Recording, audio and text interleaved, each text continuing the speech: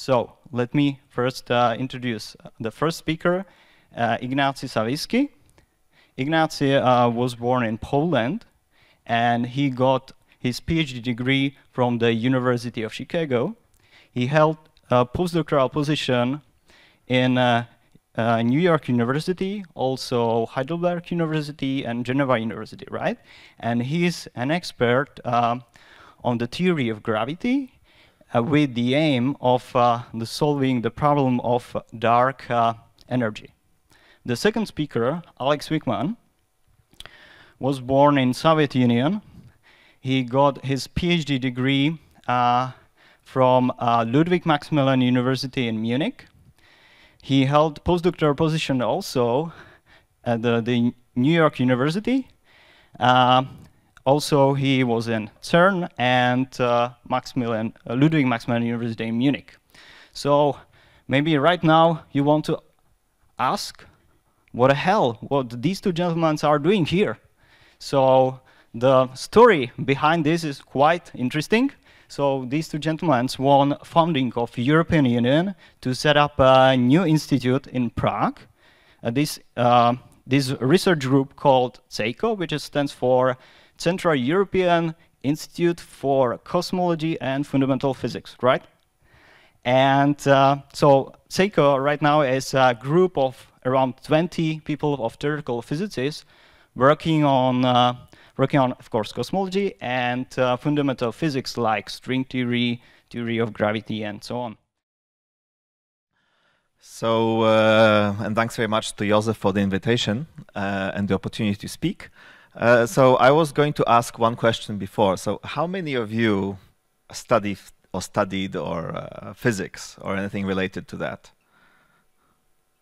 Okay, good. I'll try not to use too many technical terms, but if I get too complicated, shout at me. So we decided with Alex to divide up a little bit how we're going to speak. So I will kind of give you a perspective on sort of trying to describe what we see when we look out on the universe, and he will tell you a bit more maybe about how the universe works. So I wanted to start with this picture which you've been seeing for a while. You know, we've been looking at this picture for probably 100,000 years since we became people, and it hasn't really changed all that much. And we've been trying to understand what's there. But it's really the last 100 years, I think, that we've really started to make sense of this. So of course, you know, the ancients understood already that there's this, can you see, there's this Milky Way, that it's made up of many, many stars. So it's the same things as you see over here.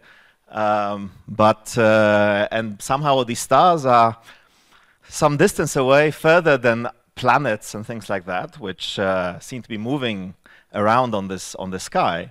But they thought they were just at some particular distance on some fixed sphere. And the Earth was at the center, and God was looking at us from outside. And Copernicus, you know, he's my, we're very proud of him in Poland. There's not much else to be proud of in Poland these days, but you know, he really like changed the way that people think about the universe by sort of realizing that, you know, there's a lot of simplification if you go away from this idea that we're at the center. And this will become important when I explain to you how we think about the universe today. So this is why I bring him. So he introduced this picture of the solar system where the sun was in the middle, the Earth was just one of the planets, but the sun was the center of the universe. So, you know, you only go one step away from being the best, right? And but still there was this sphere here. You know, it's called stellarum fixarum sphera immobilis, right? In the sphere of fixed stars out there beyond which heaven is and God smiles at you.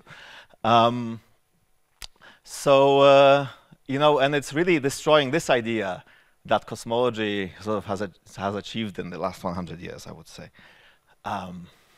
So I want to show you another nice picture. In an observatory, everyone clearly loves things like this. You cannot see them very often anymore in Europe. This is taken somewhere in the States, in the middle of nowhere. The sky is beautiful and you see all these stars.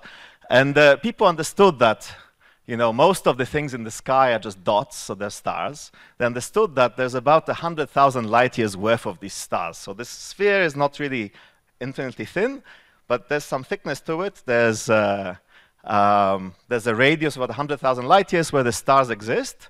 And on top of that, there are some planets, but there were some strange objects. And this one in particular, the reason I chose this photo is because this is called Andromeda. So it was understood that there is this object. It's extended. It's about the size of the moon. So if you have really good eyes or you have a good camera, you see that it's actually very large. And it wasn't known, even in 1920, whether this thing is just something that's made of gas sitting inside the galaxy or something outside it. Nobody really understood. Until this man. Sorry, this is a picture of a better picture of what this object is. This is how we understand today. But still, we don't really know exactly what it is. It's some extended object. So until Edwin Hubble, in 1923, okay, this is how recent this is. In 1923, he was the first person to prove that there's something outside of the Milky Way. There's something outside of our galaxy. And really, this was a shock to the system at the time, because people really thought that was it. We're just sitting in the center of this group of stars, and there's nothing else in the universe outside of that. So how do you do it? Because this is going to be partially what we do in cosmology. This is how observational cosmology is built. So I will just describe to you, because this is much simpler than what we do today. So the way you do it is you need to identify a standard candle. So if you know that there's some object of which you know exactly the brightness, so a 100-watt light bulb, it says on the box, if you put it some distance away, the energy that this light bulb emits doesn't disappear, but it moves and spreads on the whole sphere around it. So there's some shining object, and all the light goes out onto the surface of the sphere. Now, the surface of the sphere, as you know from school, the area of it is 4 pi times the radius squared. So the energy that you receive if you put something over here goes as the inverse square of this radius. So in the early 20th century, people realized that there were such objects where the luminosity was very well known. So the brightness was very well known and was always constant. And it's these Cepheid variable stars. This guy was extremely good at exactly identifying the way that these stars looked like, observing them, and then measuring their brightness. And this allowed him to understand what this distance was between that star and us. And what he found was, for the people at the time, shocking, because he found that, you know, the Milky Way is over here, but the Andromeda lies at a distance of 2.5 million light years away. Okay, this was 10 times larger than people thought that the whole universe was at the time. And in fact, Andromeda was exactly the same sort of object that the Milky Way is. It's a bit larger, today we know, about 140,000 light years across. It has a similar number of stars. And this was just another whole separate universe. And all of a sudden, people realized, you know, this thing is in fact much larger than we thought, you know. So how big is this? So what are these numbers? You know, I don't know whether you wake up in the morning and you think about light years, but for those of you who don't, let me put these things in perspective a bit. So length of the equator of the Earth, if you go around in 88 days, according to Jules Verne, is 40,000 kilometers, right? So now if you look at the distance from here to the sun, it's about 150 million kilometers. So that's 4,000 equators. And that's 8 light minutes, okay? So the light takes 8 minutes to get from the sun to us. A light year is 60,000 Earth orbits. So it's actually kind of not that many, right? It's not so bad. So 60,000 times 8 minutes is 1 year, essentially. Now, this is a typical scale for distances inside the galaxy. So the nearest star is about 4 light years. We live in a kind of empty patch. So there are many stars which are much closer to each other than this 4 light years. We're kind of unlucky. So it's about 250,000 Earth orbits. And then this Milky Way is about 100,000 light years across, and there's about 100 billion stars in it. Okay, so really we are, you know, there's 100 billion stars here, absolutely nothing, and 100 billion stars over here. Okay, so is this how what the universe looks like? Okay, so now I move on to, so this is, so bear that in mind, now I move on to something else. So in addition to, so what else can you do with the fact that you now know there's a galaxy, right? So, which is way outside of you. Well, you can try to do something like this. You know about the Doppler effect. It's just this change in the frequency as you go from objects moving toward you to objects moving away from you. And this was discovered by a man called Christian Doppler, who worked in Prague in the middle of the 19th century. But he actually realized that this happens for light. And this is the reason why I put it here. So if you have some object which is producing green light on this picture, if it's moving towards you, what you will see is that the frequency of the light goes up, the wavelength gets shorter, and what this means is the light becomes more blue. But if it's moving away from you, the light becomes more red. And we define this quantity called redshift in cosmology, which tells you basically that, you know, if it's bigger than 0, that means the light you're observing is the wavelength is longer than it is than the wavelength when it was emitted, and that means the object is moving away from you. Okay, so this redshift, I'll be talking about it a lot. It's a fundamental property because it's relatively easy to measure, and this is exactly what, in fact, Hubble went away and measured with Andromeda. So, you know, you have a galaxy. This is what you do now. You find the galaxy, you measure the redshift to see how fast it's moving. And he found that, in fact, it was moving very slightly toward us. So, in fact, it's not that slightly. So he made a, you know, so this is early cosmology. Lots of errors were made. So it's moving in such a way that it will actually hit us in about 1 billion years. But let's not worry about that. You know, Hubble did what all good scientists do once they have an idea, which is they sit down and they try to do this same thing many, many times. So he found all the galaxies that he could. He found all the Cepheid variables that he could. And he plotted them on the scale here on the x-axis. So these parsecs are like light years. One parsec is 3 light years. Doesn't really matter. So this is distance in millions of light years, essentially. And he plotted the speed of these galaxies with respect to us, how much redshift they had on the y-axis. And he found what he claimed was a linear relationship. So he found that, in fact, they roughly, the further the galaxy is, the faster it is moving away from us. Okay, so this thing was called the Hubble Diagram, and he defined the Hubble law. Velocity is equal to distance times this thing that we now call the Hubble Constant, and is a fundamental quantity when discussing cosmology. It really tells you about how quickly things are changing in the universe. And, well, he didn't do a terrible job. So just so you put things in perspective, this measurement is, he claimed from this line that it's about 150 kilometers per second for a galaxy which is 1 million light years away from us. Okay, today we know this number much better, and it's about 1/10 of that. It's really about 20. And to put things in perspective, what happened here? Yeah, to put this in perspective, a plane moves at velocity about 0.2. So it's about 100 times faster than an airplane for 1 million light years away. Okay, so it's not really very, you know, it's not really all that fast at that distances. But those distances, turns out, are actually very small. Okay, so everything's moving away in the universe.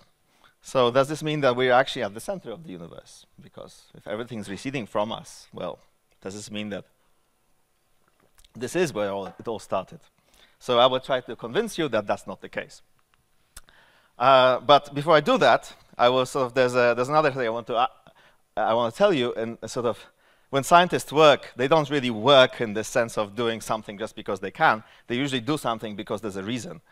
And the reason Hubble was doing this, and he knew that this was important, was because of Einstein. So in 1915, Einstein proposed a theory of gravity, general relativity. Here he is giving a lecture, and not certain about what equation he wrote.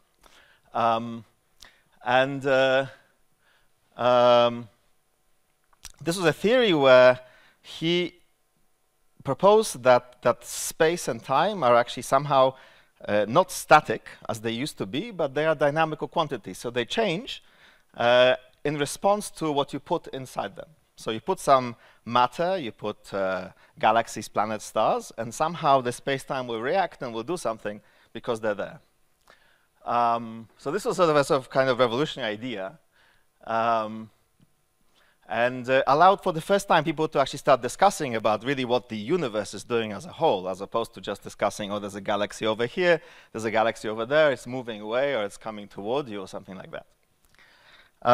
But it wasn't him who really got the right idea how to what to do with this, but it was a Russian, Alexander Friedman, who essentially invented something very, came up with two very simple things which allow you to discuss the universe, and he got essentially the right idea here. So he just said, look, let's see what happens when you take Einstein's equations and you assume two things. One is that the universe you're studying is isotropic. This means it looks the same in every direction. And secondly, it's homogeneous, which means it's the same everywhere. And this sounds like it's the same thing, but it is not, and the difference is important. So the first thing, isotropy, means that when you look around you, so let's say this is you, and now you're looking around you, and let's imagine that these colors represent, let's say, the number of stars that you see. So you're looking around you, and every direction looks the same, but close to you, the number of stars is high. Here it's a bit lower, and over there it's a bit lower, even lower than that. But in every direction it's the same.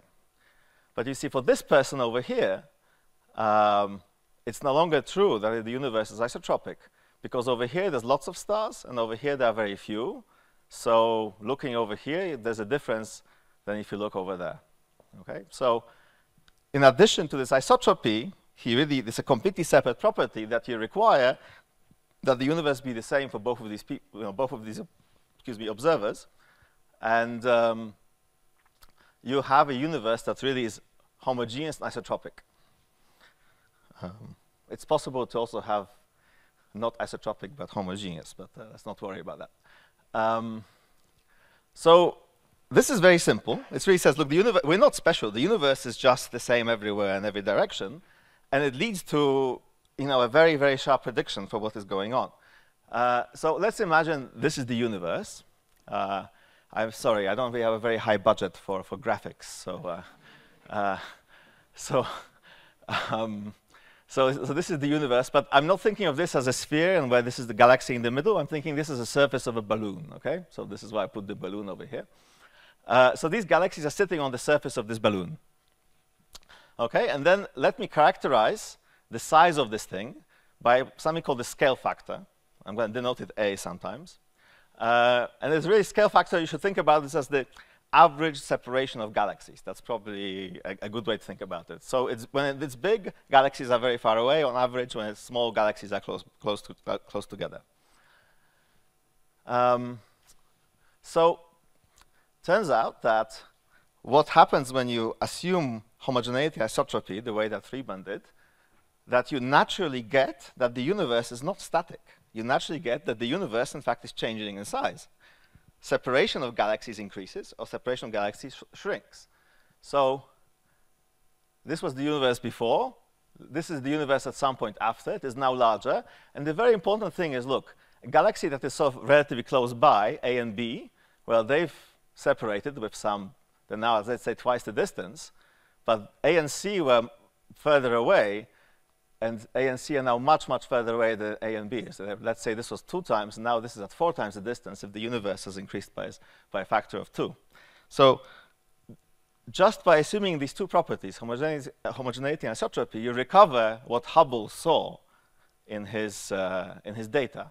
that there's this relationship between the velocity, how quickly things are receding from you, going away from you, and the distance, with some parameter h. But this h is not just some constant of the parameter of the universe that's the same at all times. It just happens to be the velocity of this scale factor. So if you know about derivatives, this dot means that it's the velocity of this, how quickly this a is changing with time.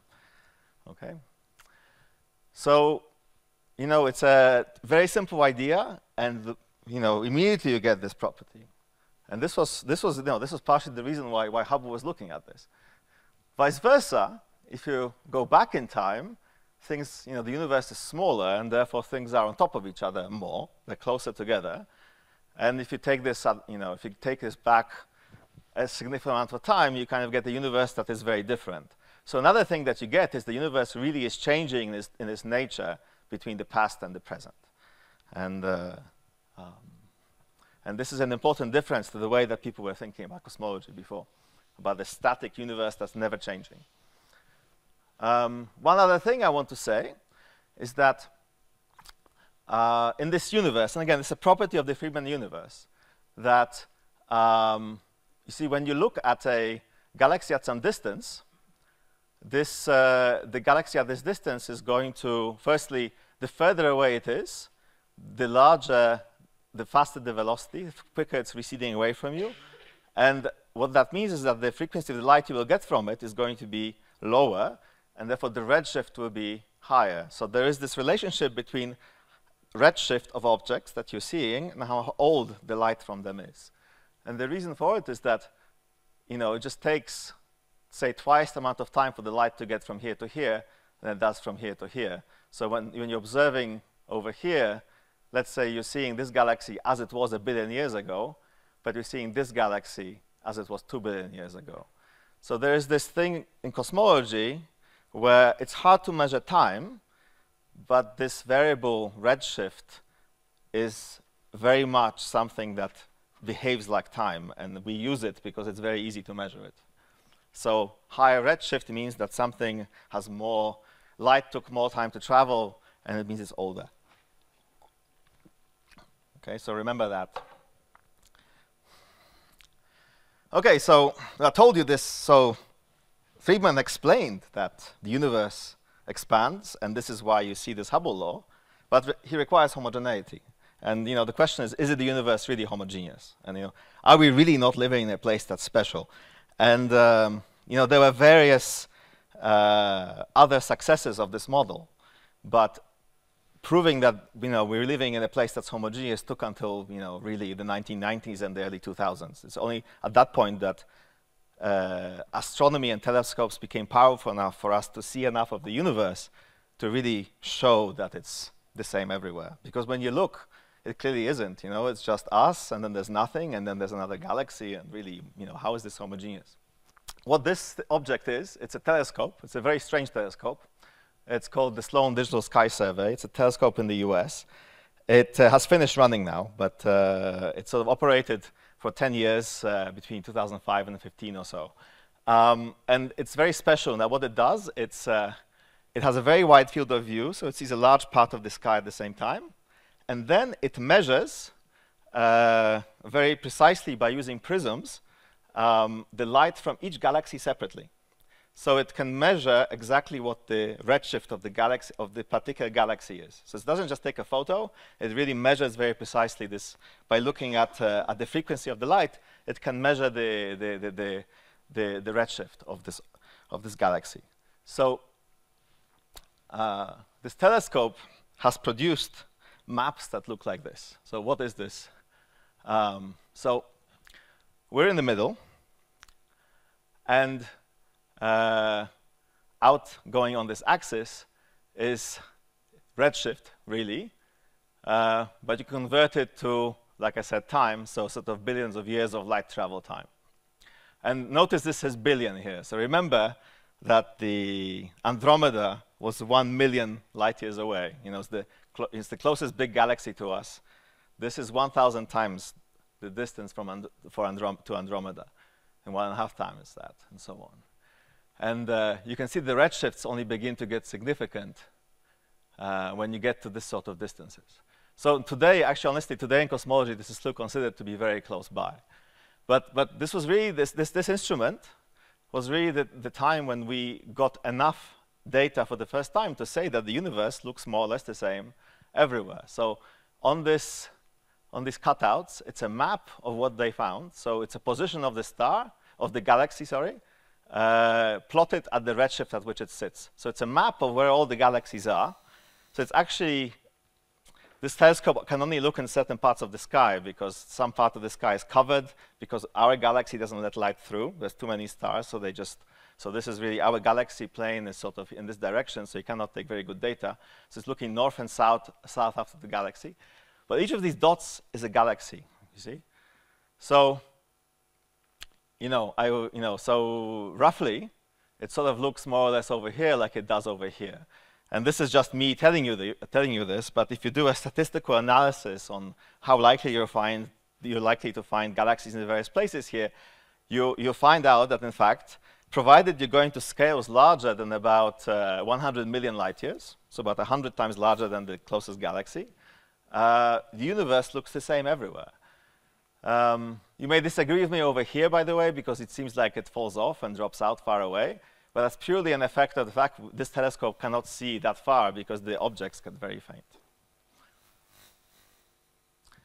And if you don't quite believe me, this is actually this is a video which shows the data that they found. So it's the galaxy, this is the picture of the galaxy that they found at the place where this galaxy sits. And it's kind of going through essentially their data set.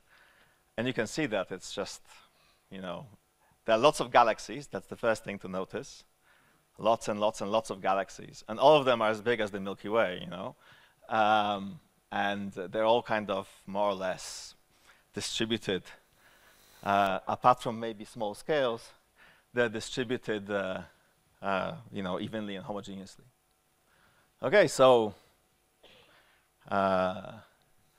let me tell you something about this. Let me give you some vital statistics about the universe. So I told you about galaxies before and how big galaxies are. So let me now tell you about what we now think about the universe. So having done this survey and other things, just giving you a very small sample of what we do in cosmology,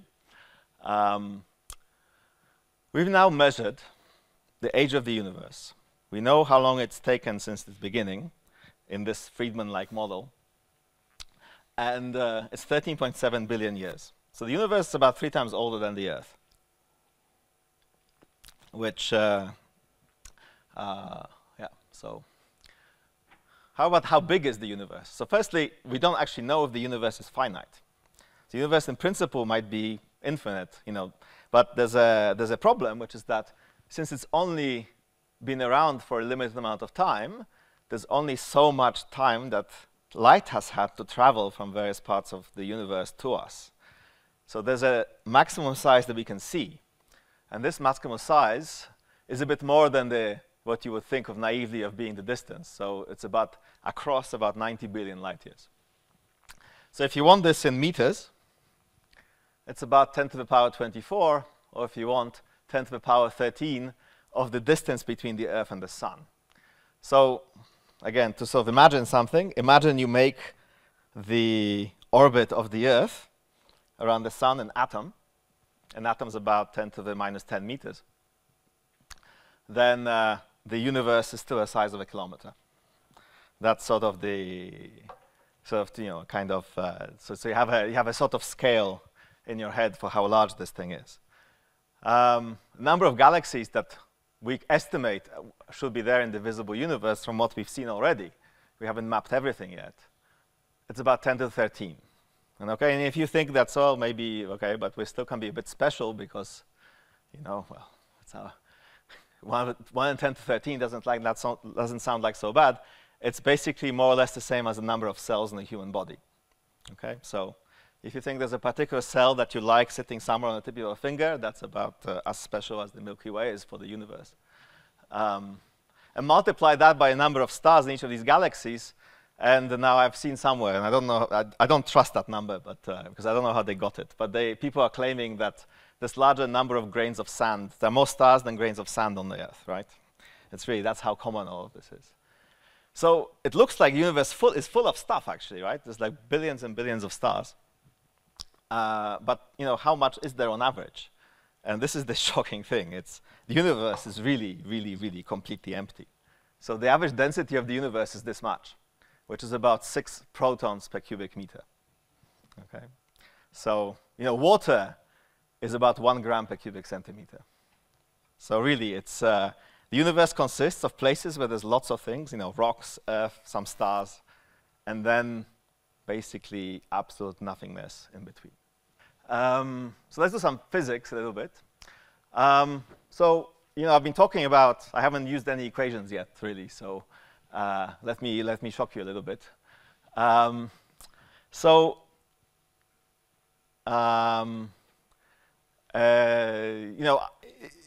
So Friedman really, what he did, he solved this particular equation. So he assumed, by the way, Joseph, how much time do I have? 10 minutes. 10 minutes, okay, very good. So, once you assume this Copernican principle that we're not special, and I hopefully convinced you that we're not special, you get an equation like this from Einstein's general relativity. And this tells you about the fact that, so this A, remember, is the scale factor, roughly the separation between galaxies. 2 dots means that it's the acceleration of the scale factor, right? So you have scale factor is like a distance, one derivative is like a velocity, and this is how quickly the velocity changes. And how quickly the velocity changes is related to the amount of stuff, this is this density rho that you have in the universe, with some constant that is in fact very small. The other bit that you need to understand is that, well, there's the density here.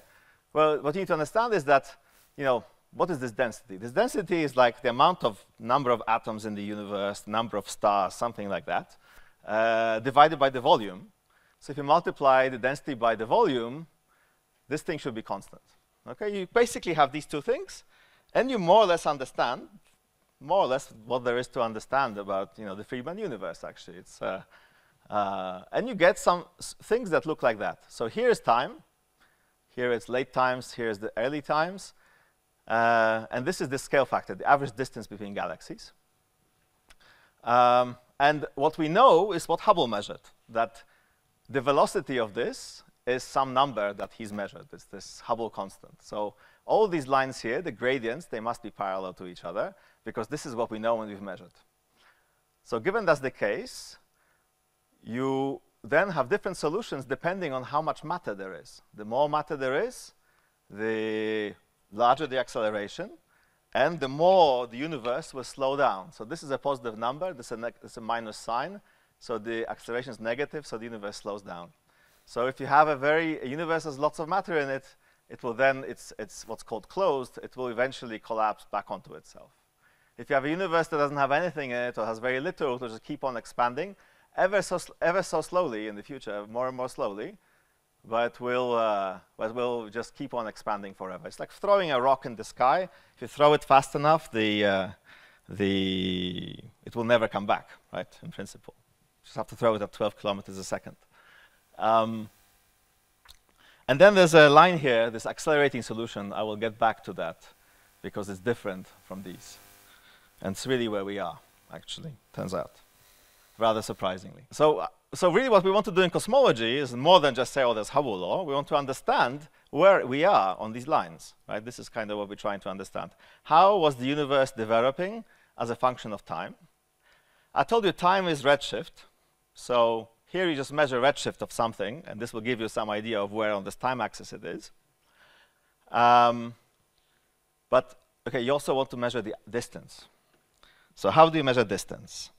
And the way you measure distance is you go back to the light bulb story I told you. You have to find some object that is exactly, has some, has a label on it. It's 100 watts, it's 1,000 watts, whatever. And you have to see how bright it is from your perspective. So now to find, but this object needs to be really, really bright, because remember that, Hubble was measuring stars in the closest galaxy. We need to look 10, 100 times further away to see really what the universe is doing on those sort of scales. So it turns out there is a thing that is, we know exactly how bright it is because of some very fundamental physics, and it's extremely bright. and that's what's called a supernova. There are many supernovae, but there's one type. It's type 1a, which is a very, very, very particular system. Okay? So what it is, it's a white dwarf star. So white dwarf stars are very weird things. They appear at the end of the evolution of some of very large stars. They don't burn hydrogen like normal stars to support themselves, but rather they're actually supported through a quantum mechanical effect. So gravity tries to squeeze them together, but the electrons inside these stars are not really, they're not allowed to be in the same place. So this essentially Pauli exclusion principle if you studied physics. So this object just stays there, and it's sort of it doesn't burn anything, it just kind of shines a little bit because it's cooling down still from the old phase and sits there. But sometimes they happen to be next to another star. Okay? If they get too close together, what happens is that this star begins to, the hot one, will begin to transfer mass onto this one, and the white dwarf will begin to grow. And once it reaches this number, this thing cannot sustain itself anymore, and will just collapse in a very rapid thing, becoming extremely bright.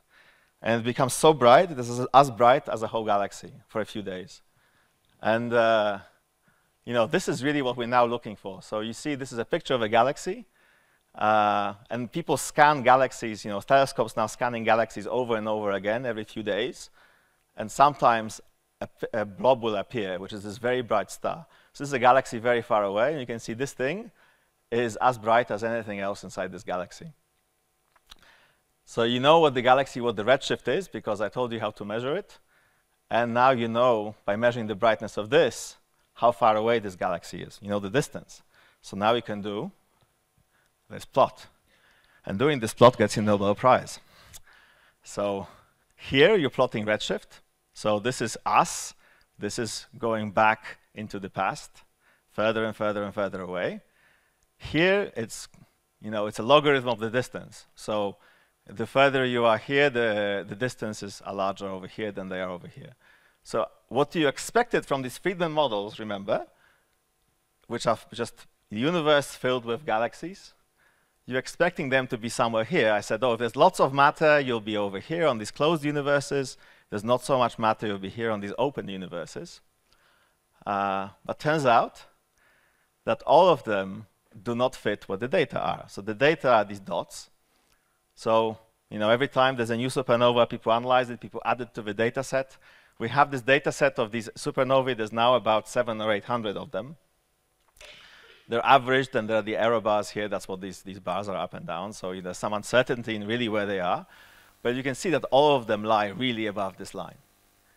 And the line that I want to follow is this yellow one, which is a very peculiar line, because I told you that when you're looking at normal matter, galaxies and things like that, which we know are in the universe, this scale factor should always decelerate, right? This a double dot at the minus sign in front of it in that equation. But in fact, it seems like it's accelerating, which is this yellow line over here. And this is one of the big mysteries in cosmology. And the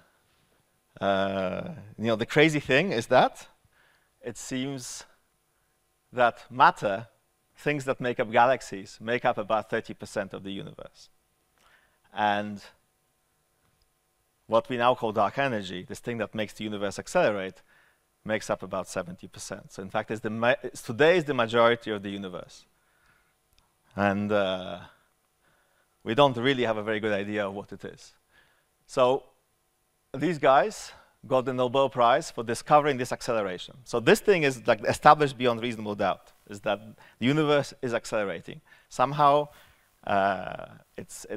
gravity is really making the scale factor expand more and more quickly. What could this thing be? I cheated a little bit when I showed you the equation, this Friedman equation originally, because I missed out on this term here. So this term for things like galaxies or normal gas that the universe is filled with is 0. So you don't worry about it. It's really not there. But in principle, it's a quantity that might exist. For example, if you fill radiation with something that's very, very, very hot, then in fact this quantity is equal to about 1/3 of this quantity. but plus 1/3. But acceleration, so having this guy have a positive sign, requires that this pressure be negative. And that's crazy, because that really means, normally what happens is this, is you have a gas in a box, and you expand the box, or the box expands because the gas is pushing, the pressure of the gas is pushing on the box, the pressure will go down, right? What we need in order to explain this acceleration is something that, in fact, you take the box, the box expands, and the pressure, it's the amount of energy inside the box that is there has not really has in fact stayed the same. This is really so whenever this is true, the energy increases, but sorry, the energy does not go down. But in fact, what we seem to be seeing now, so the data in fact are getting better and better, is that really this number is not 1/3. This number is really that pressure is equal to minus the energy density. And that really means that you you expand the box, you double the size of the box, and the amount of energy in the box, in fact, stays this. In fact, the density stays the same, so the amount of energy, in fact, doubles also. And we don't really have a very good idea why. So this is actually my last slide, and I'm going to hand over to Alex now, who's going to tell you about some of these things, some of these open questions. He's going to tell you about the early universe, which I have not mentioned, really, and haven't spoken about. Hopefully that will give you a more coherent picture of really, where we are with all of this. So thank you.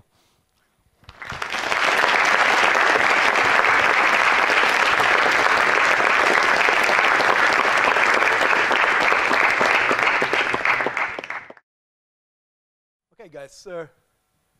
It's really a pleasure to be here in Brno. It's my second time, actually. I really like the city.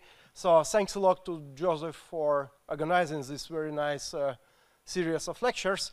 And I hope to entertain you in the next 40-45 minutes talking about really mystic things, okay?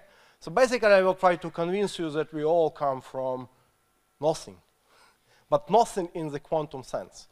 I hope Iggy has convinced you that, in comparison to the number of stars, even to galaxies in our universe, well, they are really nothing, right?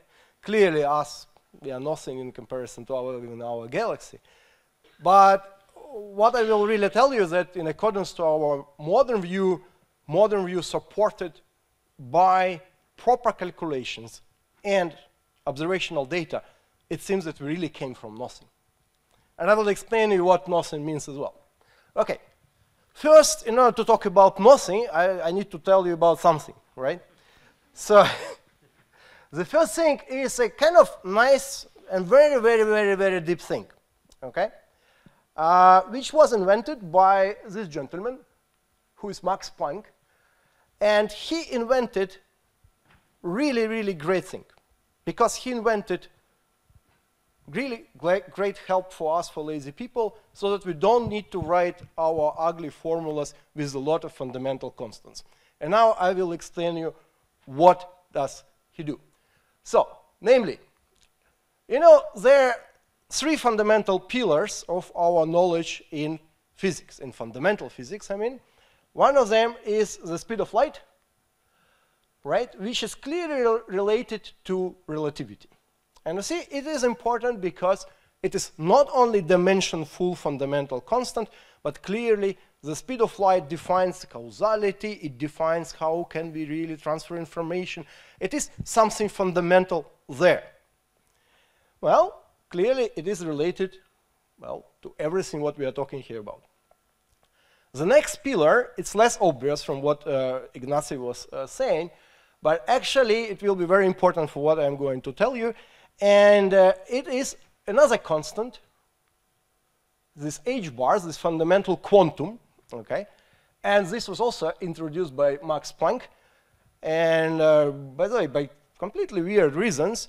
And but he was a very good experimentalist, so he realized that he has to have this constant.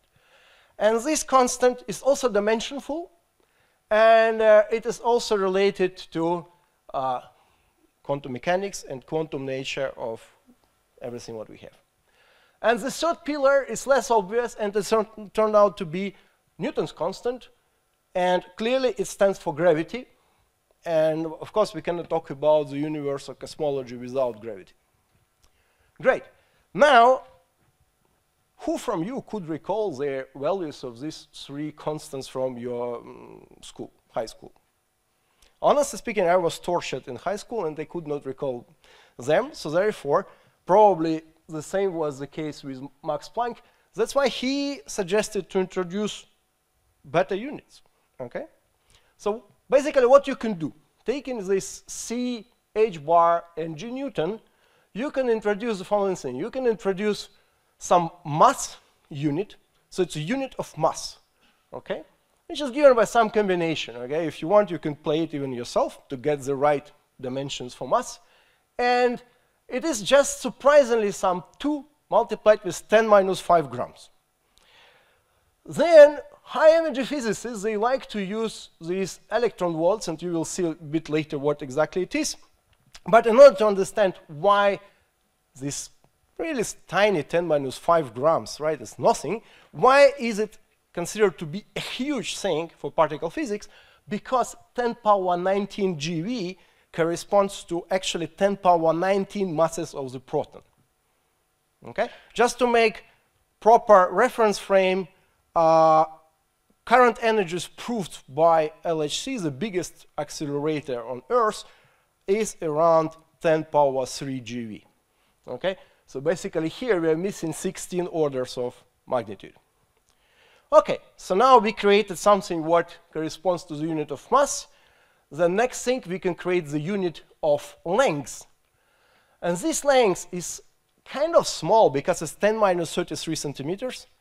And, well, it's really tiny because the size of the nuclei is 10 minus 13 centimeters. The size of the atom is 10 minus like 9 centimeters or 8 centimeters, depending what atom you use. So clearly, it is also tiny. Okay? And then clearly, if I now divide this length by the speed of light, I will get time scale for this. So 10 minus 44 seconds. As you may guess, these units are really, really, really tiny, especially these two numbers are impressive. And it is especially impressive in comparison to what Iggy told you about the sizes of our universe. Okay? And basically, the whole game is the interplay between these tiny numbers and the huge numbers, what Ignacy showed you. Good. So looking at these numbers, also you would not be surprised why in our everyday life we don't use these natural units. Because, well, I don't want to be as punctual as this 10 minus 44 seconds because it's hard. Okay? And I also don't want to measure any, well, distances with this precision because it's impossible. What is also very, very important here is that, as you can see, here we have H bar, here we have H bar, here we have H bar too. So they all relate to quantum nature of space-time. So beyond these limits, so for example, you cannot measure the length and time spans shorter than these horrible numbers, just because in order to do that, you will need to create a black hole or do something crazy, and we don't understand anything what happens on shorter scales. Good. Now I have my excuse, so if you don't see somewhere speed of light or H bar, then I was working in natural units. Good. Let me show now the history of the universe. It is taken from the NASA website. So basically what is the standard paradigm now is the following. You start from something we don't know, and it's wrongly was called Big Bang, kind of referring to some explosion. Of course, there was no explosion. It was the beginning of time. Okay? Beginning of time, it's very hard to imagine, but you should think that that's the moment when you departed by exactly 1 Planck time from the origin. What was there before? We don't know because we don't have theory of quantum gravity, and probably our previous speakers told you about that. Good. After that, there is a nice picture here, which is actually, if you want, first light from the origin of the universe we can see. And it's not that really origin, because at that moment the universe was 375,000 years old. Okay? Then there are some ages which were dark ages. Dark because we cannot see them much because the universe was heavily ionized. So first stars appeared only 400 million years after this. And then, well, you can see that the total age of the universe is something like 13.8 billion years, okay? So planets, everything developed somewhere here.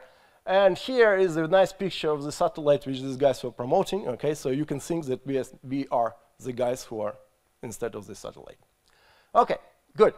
That's very short. I will try to explain a bit more regarding especially this part and a bit how it was evolving. Good.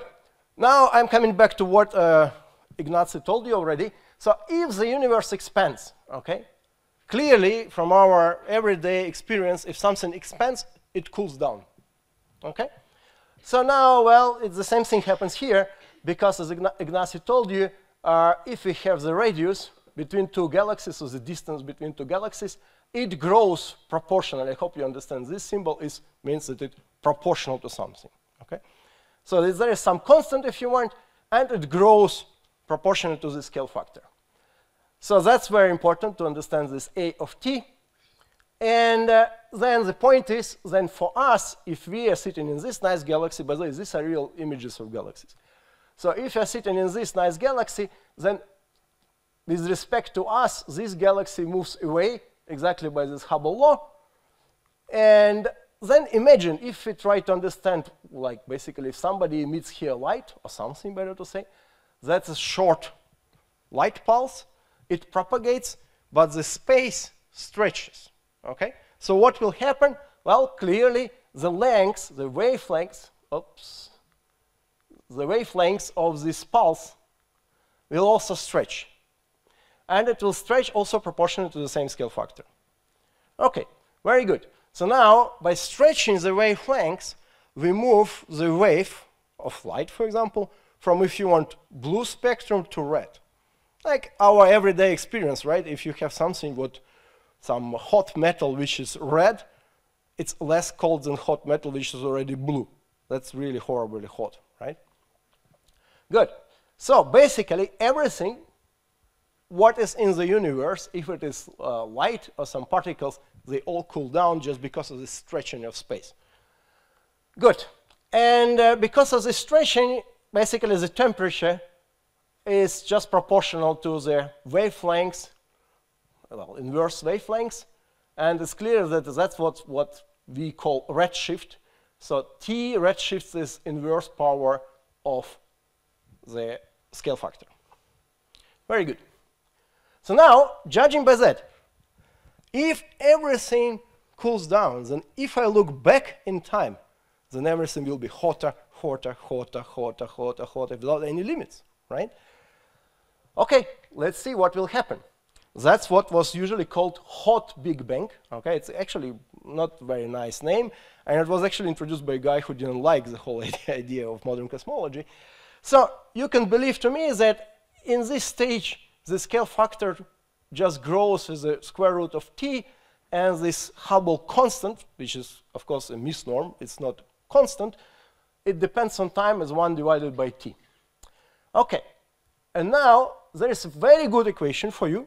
So you can measure the temperature in this hot universe, in this hot soup of everything, in mega electron volts, and I will recall you what it is just in a second, as just 1 divided by square root of time after the beginning, measured in seconds. Okay? Imagine we are talking about times which are less than seconds or minutes after this universe started to expand, because as you can see here, at some moment when t is equal to 0, a is equal to 0, and h here would be infinity, right? It will be expanding like infinitely fast. So that's, if you want, the moment when the time appears. If we believe, of course, to these formulas. Okay? So now, just to make it in perspective. So MeV, that's mega electron volt. So mega means 10 power 6, right, of electron volt. So what is 1 electron volt? 1 electron volt as temperature is just, roughly speaking, 1 multiplied with 10 power 4 Kelvin. Is it hot or not? What do you think? Well, it's kind of hot because it actually corresponds more or less to the temperature of the surface of the sun, and where it is 5,778 Kelvin, and that's the surface, okay? So, now guess what? What's happening in the sun inside? So the sun is a big thermonuclear bomb constantly operating, right? So therefore, if we try to talk about temperatures in this way, then what we have the whole universe as if you want kind of one big star or one big hydrogen bomb. Okay, so what was there? It's the whole picture, okay? Of course, it's very hard to understand because behind this, you would need to use hardcore plasma physics, or if you want hardcore nuclear physics and everything, with kinetic equations. It's a very not intuitive thing to solve. But basically, you can see, so here, these are the times, right? That's the time which is how the universe evolves. And these are the corresponding temperatures. So what is important, for example, here around QCD phase transition, or around, like, as you can see, it's like, well, this would be 1 second. This is like 10 minus 1, 2, 3, 4, 5, 6, like 10 minus 7 seconds. After the start, right? That was the moment when the protons were formed out of quarks. Okay? And of course, after that, basically cooling down, as we know from, for example, even simpler things like water, right? If you cool down, water is kind of homogeneous, there's no structure. You cool it down, it becomes very nice ice with a lot of structures, right? With a lot of patterns. Here, of course, it's very different. There's no crystals or anything like that, but the structures appear out of this hot soup. Okay? And the structures are very complicated, so you can get neutrinos. Here, you actually developed around, like, from 1 second to 3 minutes after the start, you create all white elements by making exactly the same thermonuclear reactions which we have. Okay? And, for example, these are. So basically, what you create, of course, is hydrogen, because, well, if you're talking about hydrogen bomb, you would create hydrogen, then helium, lithium, and other things. So all these guys, you know, that's very important thing. So we have actually very precise prediction how many of these elements should we have in the universe. And we can compare our theory with observations and say, okay, are we good or not? However, here I will not concentrate on that because this is stuff known for the last 40 years. Good. Then there is this epoch when still radiation is dominating, and then some moments there is matter which becomes dominated. If you want, things become non-relativistic or some other stuff takes a role, so it's not that hot anymore. However, at some moment, imagine what will happen, what is a very important stage for us. It's around when the universe was 370,000 years old. At that moment, we get first atoms. And it's clear why. Imagine you have a soup, and in this soup you have protons and you have electrons. At some moment when the temperature cools down, this electron doesn't have enough kinetic energy, and it can fall down, being attracted by the proton. So proton can try to catch the electron and create the atom. So this is the moment when the first hydrogen atoms, and of course all other atoms we formed just later, are formed. And that's the moment from where we can start getting light. So if you want, a bit later, I will show you just literally a photograph of the universe, okay? So we cannot get any photograph of the universe younger than 370,000 years old, just because if light propagates through plasma, it's not transparent. It just interacts with everything and you cannot see anything, okay? But when it is done, that's it. You could get the light because it doesn't have anything else to interact with. Good. So this recombination and the light emitted from there is our main tool now and the most precise tool to get data on the universe. Okay, good. Let me introduce you, get acquainted. This is hydrogen atom, real photograph, okay? Of course, it's an excited hydrogen atom viewed by a, well, quantum electronic microscope, but still it is a real picture of a real atom, okay? So now I will tell you like a really crazy thing. If you don't understand, it's okay, but it's a really striking fact. So we want to create first atoms.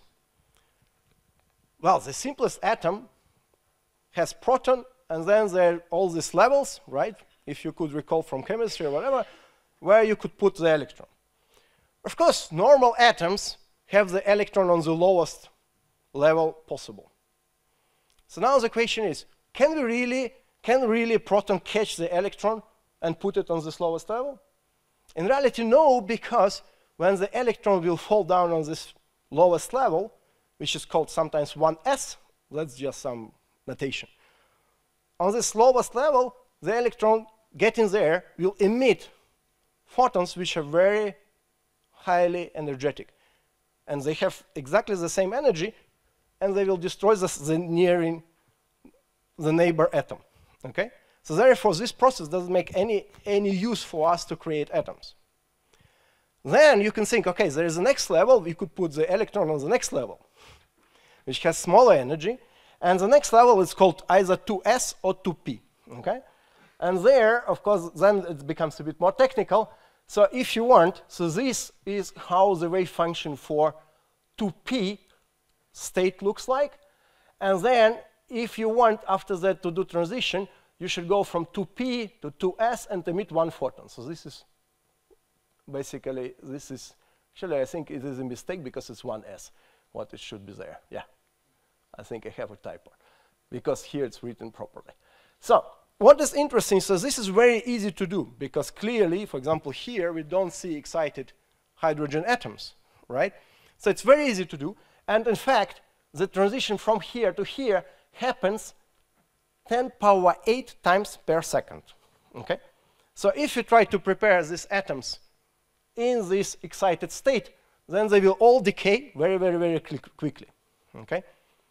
So basically, if I put 10⁸ atoms, they will all decay during 1 second.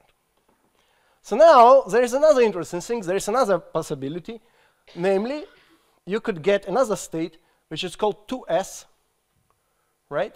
And there you would decay into, again, 1s and, however, 2 photons. It's related just to the point that here, as you see, it's not rotationally symmetric, right? Clearly.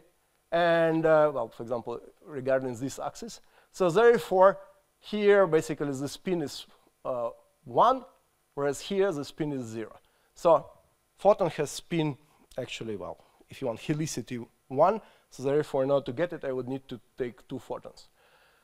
The energy in both these levels is practically the same. However, these photons will have half of the energy. So guess, the probability to decay from here to 1s is just 10⁸ times less per second. So which process is dominant there? It turns out to be that actually this is the main source. It's very interesting because we use it for recombination. So imagine we use processes which are almost 1 billion times less probable. Okay? And the point is that even now for nuclear physicists, you know, it's very hard for, basically, it's better to say atomic spectroscopy. It's actually pretty hard to properly measure this probability. However, we really need it in cosmology. Okay, so that's kind of funny remark on that. So now, as you can see, so you could think that, you know, this decays very, very quickly, but in reality it decays not that quickly, so this recombination takes a lot of time.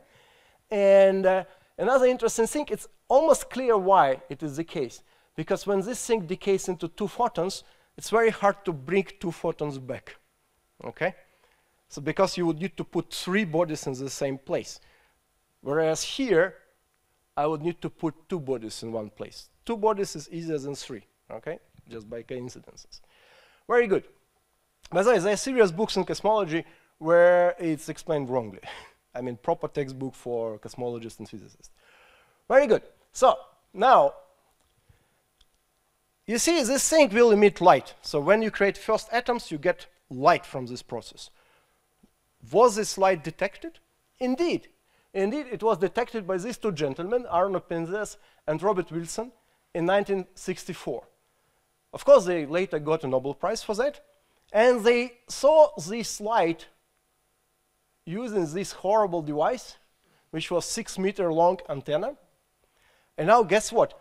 Why have they created this horrible antenna? Do you have any guesses? What would they do? What people would be occupied in their activities in 1964? Any suggestions? Yeah, kind of. Because you see, actually what they were doing, they were looking at scattered radio waves from such huge balloons, which were operated by NASA. And as you see, these are humans, this is this balloon, right? And then in US, there was this post-temps. So you see this, if you want, that's kind of communication satellite.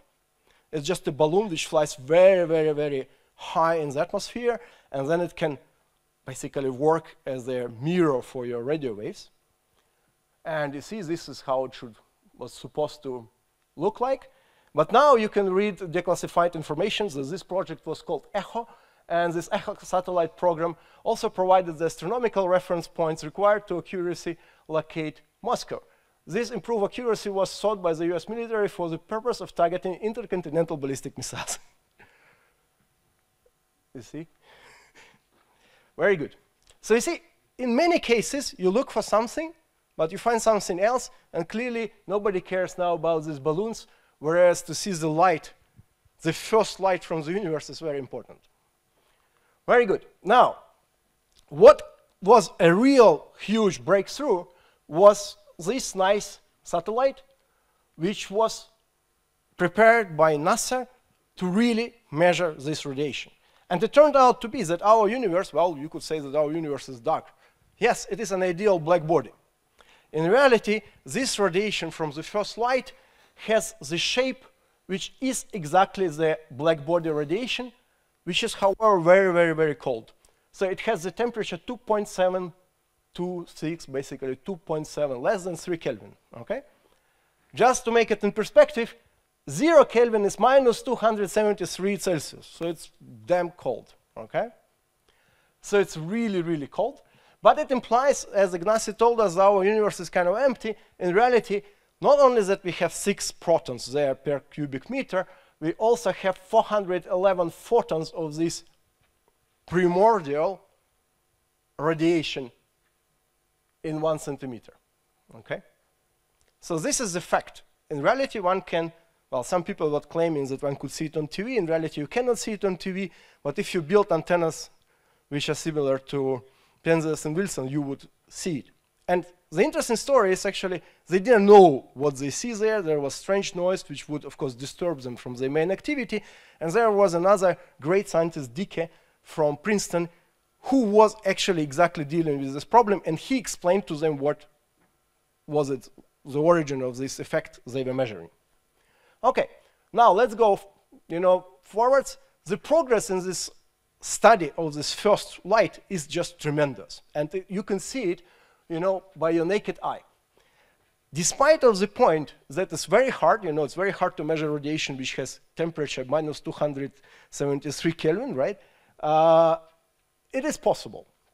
And so the first satellite, Kobe, was the first guy who not only measured the black body spectrum.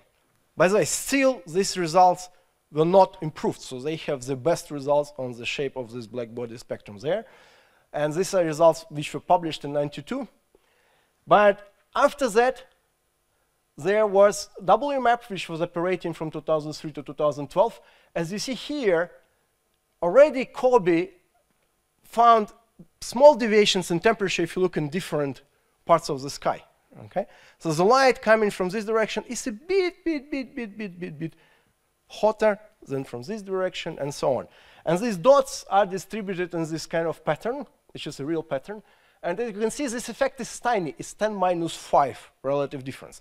Now imagine we are talking about 2.7 Kelvin, and I need to take 10 minus 5 out of this 2.7 Kelvin. It's really tiny variation.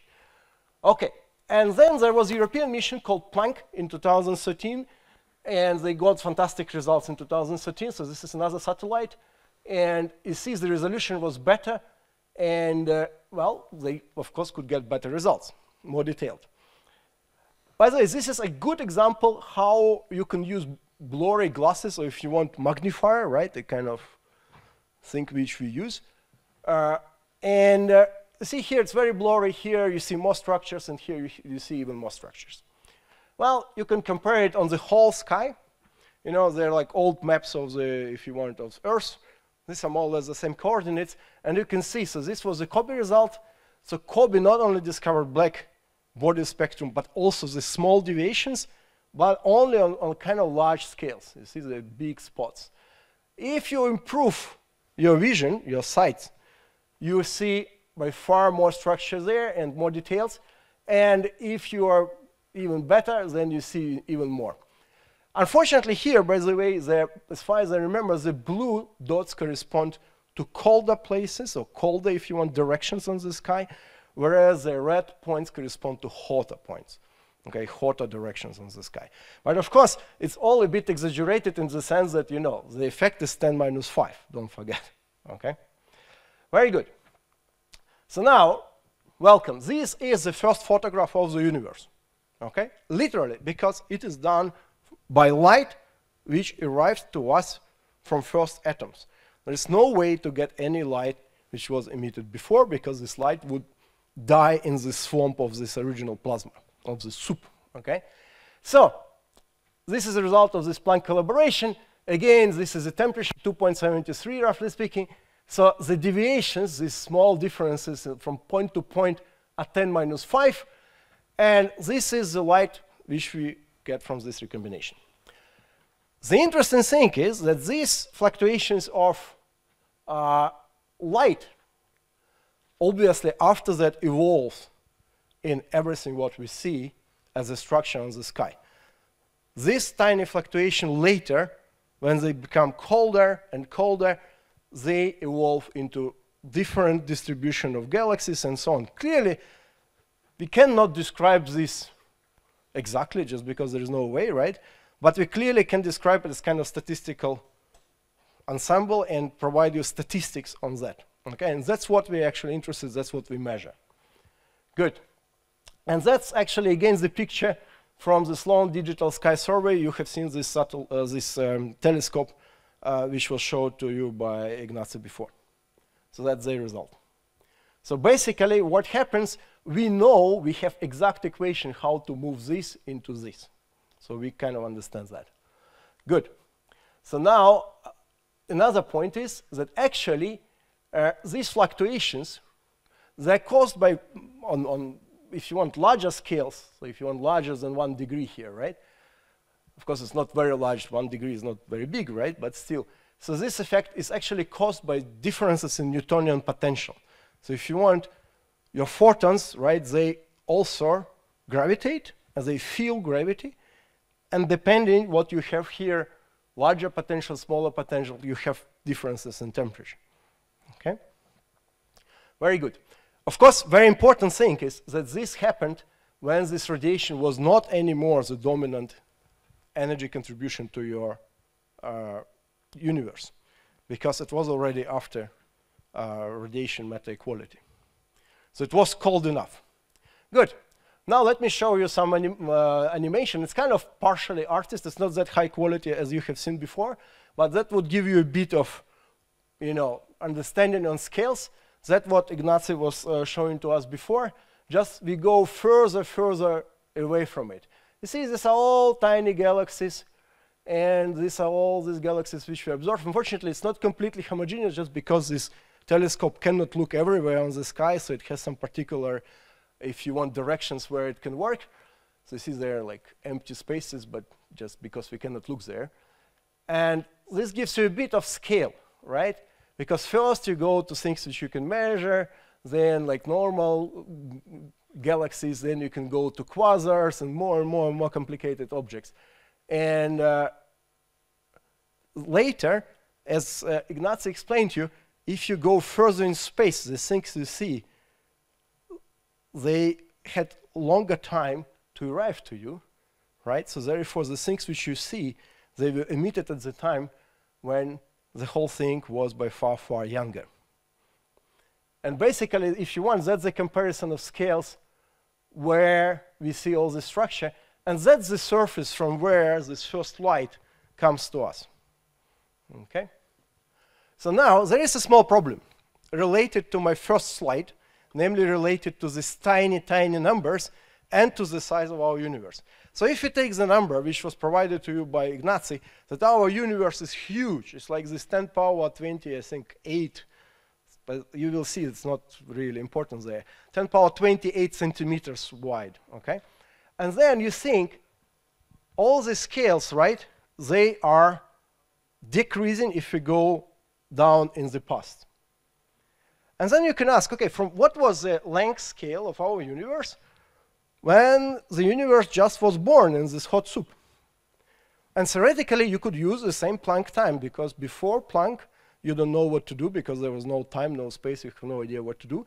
But after Planck, you know what to do, right? There's no theoretical limitation for using the formulas which we derived before.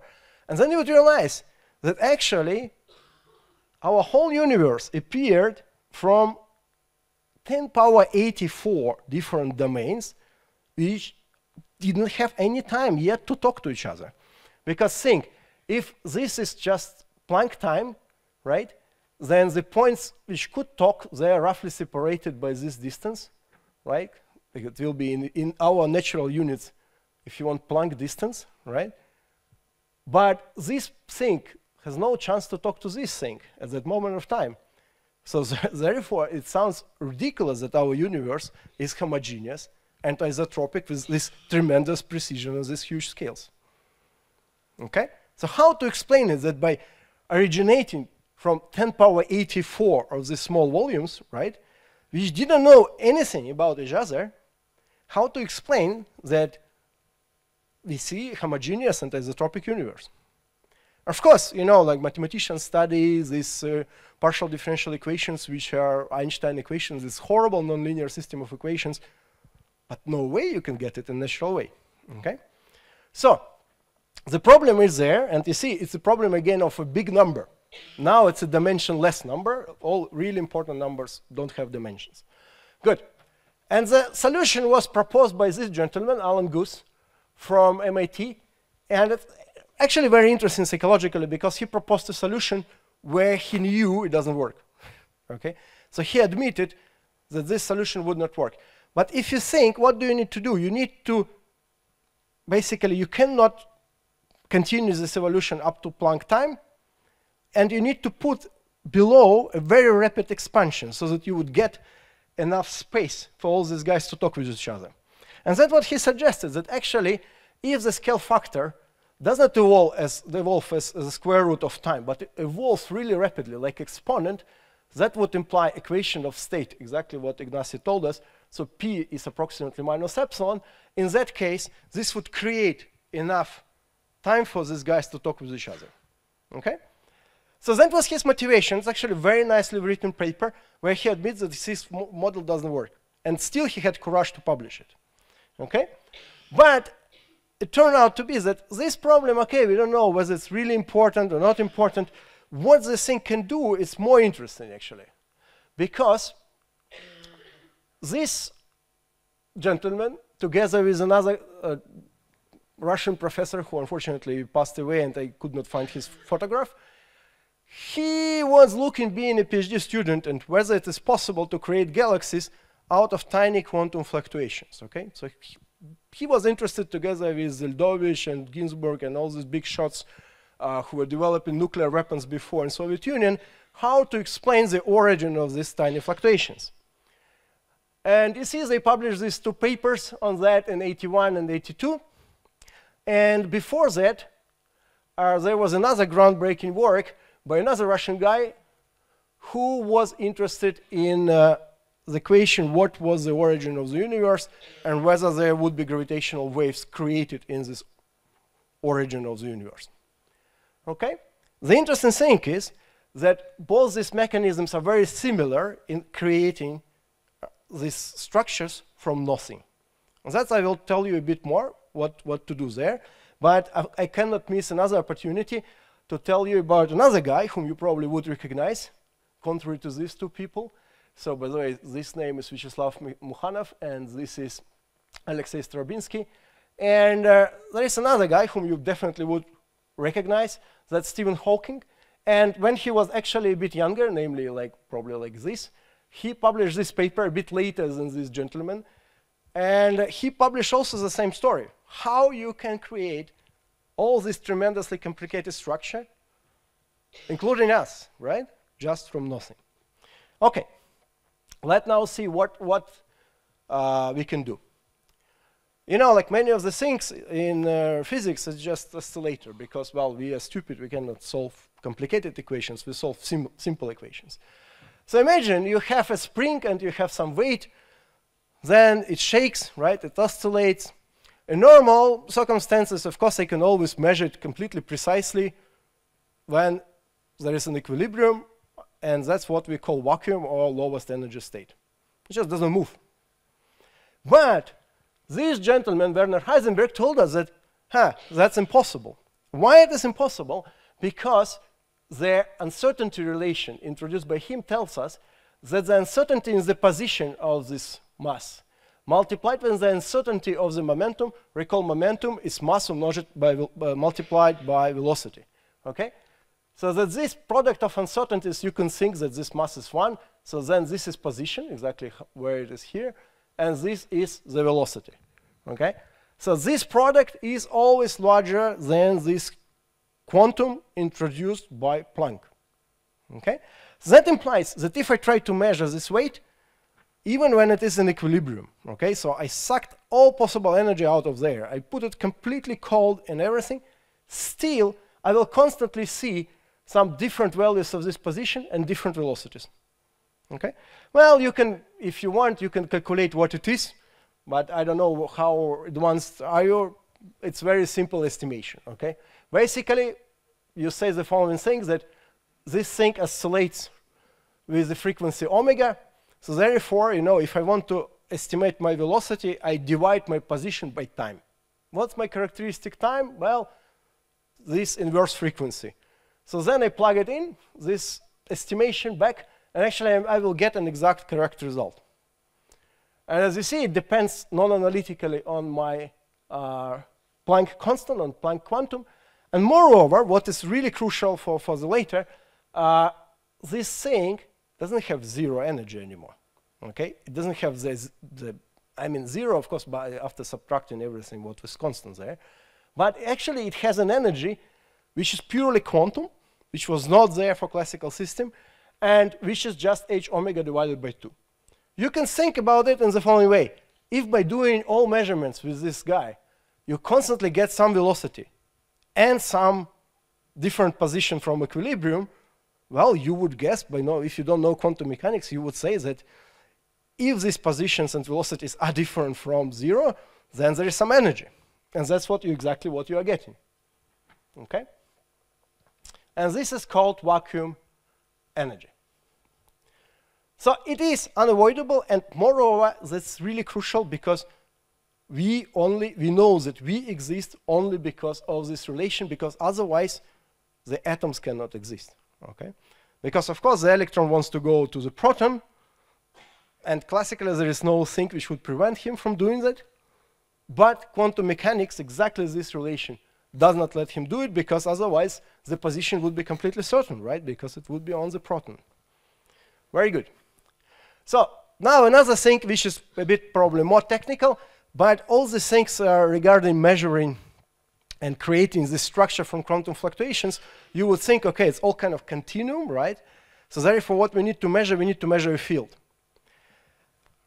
Roughly speaking, okay, we need to measure quantum field. But the point is, if I have a field, right, it's very easy to understand that every my measurement should depend on which scales do I look at it. And you can understand it by the following example. Suppose I take a pole, okay? Pole has just one-dimensional continuum, okay?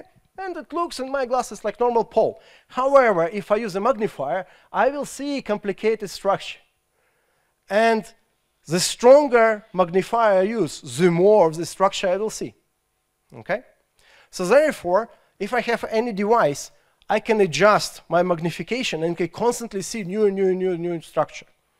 So theoretically, I can ask the question, what is the amplitude, for example, of these fluctuations from the middle, depending how much structure do I see? Or basically, how much magnifier do I use? Okay? So that's what is very important for such construction. Good. Now, basically, there is also uncertainty relation for these fields. For quantum fields, you just need to average. And because of this averaging, what you will get here is inverse volume of your averaging, if you want, of your precision. And this actually equation tells you the thing which you would know from childhood, namely, the shorter are the scales, the more quantum is the world. Okay? Because by looking at shorter and shorter scales, these things just becoming larger and larger. Okay? Very good.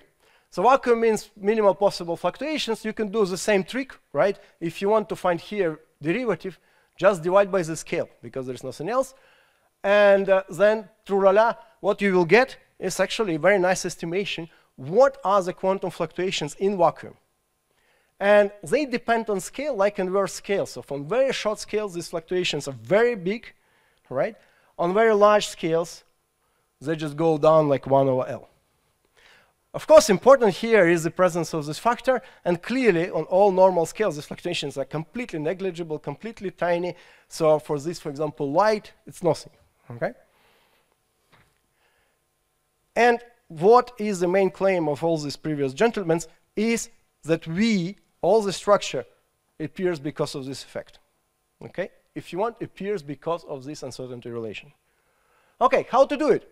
Basically, the point is that if you have accelerated expansion, right, then the scales, the physical scales on which you kind of try to average things, they all go through what is called normally the size of Einstein elevator. It's a particular size when the gravity becomes important.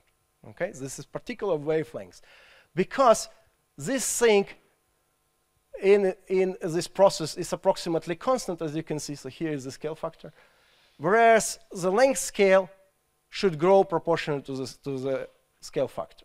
Okay, and if you have no inflation, this H also behaves like this. So it grows, so therefore they never meet. Okay. And now, well, of course it's a very rough attempt to explain a very complicated actually mechanism, right? But if you understand at least so far, it's good. So basically the point is that for scales which are larger than this h-1, the space expands too fast. It's a huge expansion, really, really, really rapid. And the fluctuations, or if you want, these small quantum perturbations, they cannot be static on scales which are larger than that. So basically, on these very large scales, you have kind of huge effective friction, because something drags you very, very, very rapidly. Okay? So if you do that, then the fluctuations just freeze there. And as you have seen, so on smaller scales, you have this 1 over L behavior. And then this process of huge stretching, or if you want, huge friction, just stabilizes you at this level. Now imagine, if you are on very large scale, somewhere here, right? Clearly, we are talking about some early universe processes when these scales were very, very, very small. Let's say 10 minus 13 centimeters, or let's say 10 minus 20 centimeters, okay? Clearly, on these scales, well, the fluctuations can be small, but something at least. But if you go to galactic scales, to 10 power, let's say 28 centimeters or something, these fluctuations are completely negligible normally, because they would just decay here and that's it. There would not be anything there. However, in this setup of acceleration, on this scale, there are constantly new fluctuations coming, and they support this level of fluctuations, which protrudes further and further and further and further in scales. So at the end, you manage to stretch the same quantum fluctuations which were on tiny scales to huge cosmological scales. Okay, and the amplitude of these fluctuations will be h, just because it all happens at this moment. Okay. I don't think you understood that in all details, but I didn't expect it. But I thought it's a simple enough stuff which was worth mentioning, okay? Because this may be the key point of our, if you want, existence. So, and if you do that, right, then this scalar field which was there, these quantum fluctuations, they also gravitate. Because they gravitate, they create Newtonian potential, like I am creating a Newtonian potential, like our Earth is creating Newtonian potential. And because they stabilize on very large scales, right? On very large scales, they're approximately constant.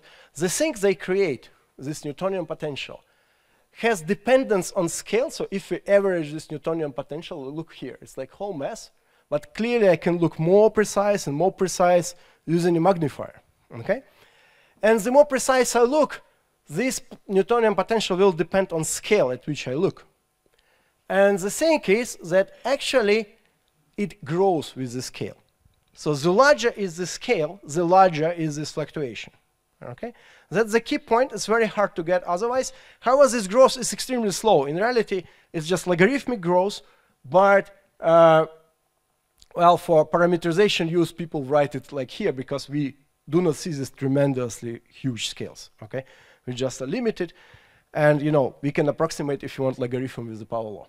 So this was a prediction which is supposed to be this NS. That is called usually spectral index. Just if you read literature, you know, you would know what it is. So this spectral index is less than 1, and that implies that the fluctuations are called red. Red means that for larger scales, they're getting higher and higher, but very slowly. But things they were not supposed to be there at all. Okay, good.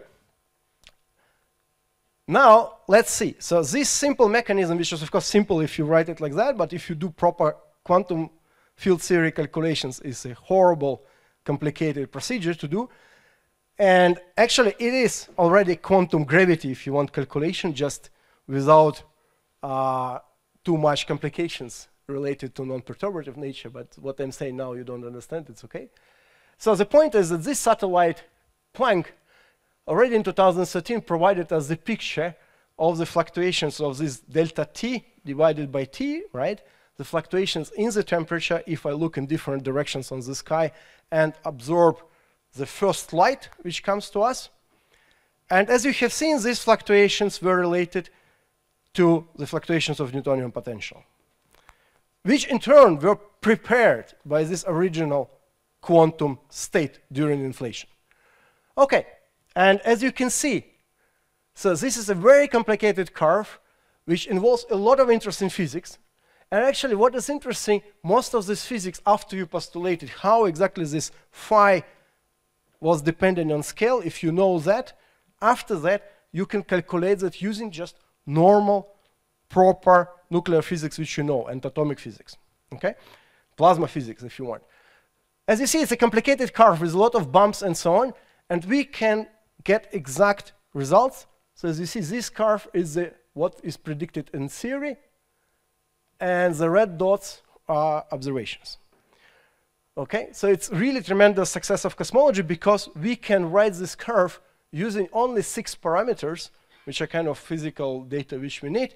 And after that, we can really see that it exactly describes what this, for example, satellite observes. And out of there, we can say what is exactly this spectral index, as you see, with a very good precision. We can also see what is the amount of gravitational waves, because, you know, in this process I described to you, not only the Newtonian potential was born, but also the proper gravitational waves were born. However, we don't know how much. So therefore, it's an open issue. There will be new experiments which will try to catch it. But so far, we have just restrictions. Okay. So now, from what we kind of know and where we have really very good precision, very good control, tremendous success, we go to what we do not know, okay? Because we promised you to say something, what are the mysteries of the universe, and you can occupy your minds by thinking about it. Okay, first thing is, you know, there is this picture, all these galaxies, they appeared from this, you know, these structures, they appeared from this primordial light fluctuations, if you want. Then this primordial light appeared after some very complicated soup of who knows what was these original particles. And this soup was created by inflation. This inflation lasted like really tiny fraction, like 10 power minus 35 seconds, okay? It's like a really rapid process. But here, it's the beginning of time, you know, dawn of time. We have no clue how the time appeared, what was before inflation. We have no idea what was there. Well, we have some ideas, but there are too many of them, we don't know in reality. Okay? So therefore, the natural question is what is basically what was before inflation. And another thing, we have this nice picture for inflation, but we do not have just one model. Okay? We have tons of models. And because it's all gravitational, you see, that's the beauty of this mechanism, it's all about gravity. Gravity does not care about these particle physics details mostly.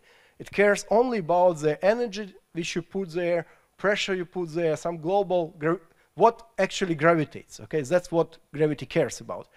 So therefore, it's very hard to use inflation to differentiate between these models. So we do not know the identity, what was exactly the system which created us. So what exactly particle physics were responsible for that? If you want the identity of this field, which is called inflaton. Okay, and now another mystery, as you can see here. Okay, everything what we told you, light, primordial light, galaxies, it was all nice. But in reality, the universe is this, it's very dark. Because actually, what we know, what we probe on accelerators, what we have control on, it's only 5% of what we see. Okay? In reality, the other things is this dark matter, which is 27%, and dark energy, which is 68%. So Ignacy was telling you that it's 69, but you know that all these experiments, and they actually, the precision is worse than 1%, so we don't know. It's maybe 68, maybe 69, there's some debates, we don't know. But the really interesting thing is, you know, we know so much, but in reality, the deep theoretical control, what we really know, is just this. The beauty is just gravity, because gravity really does not care what is this, because we only care that it behaves like kind of dust. Okay? So therefore, using gravity, we cannot figure out what it is, practically. With the exception of some very, very subtle details. And we don't know what it is, and I will tell you why. Okay? So the point is that both these things, which actually build 95% of the mass, of the energy in our universe, we only feel through gravity. And therefore, by the way, there is activity to try to modify gravity, of course, because, you know, it sounds crazy. I provide you a nice theory which works very well, but then suddenly I need to add this because I see it, but I don't see it with my eyes because it doesn't emit light, it doesn't interact with light. And I see this in my experiments, but I don't know what it is. But I need to add it there, okay? So that's the situation. So therefore, people also try to change gravity to understand deeper the origin of gravity, the theoretical structure, consistency, and so on.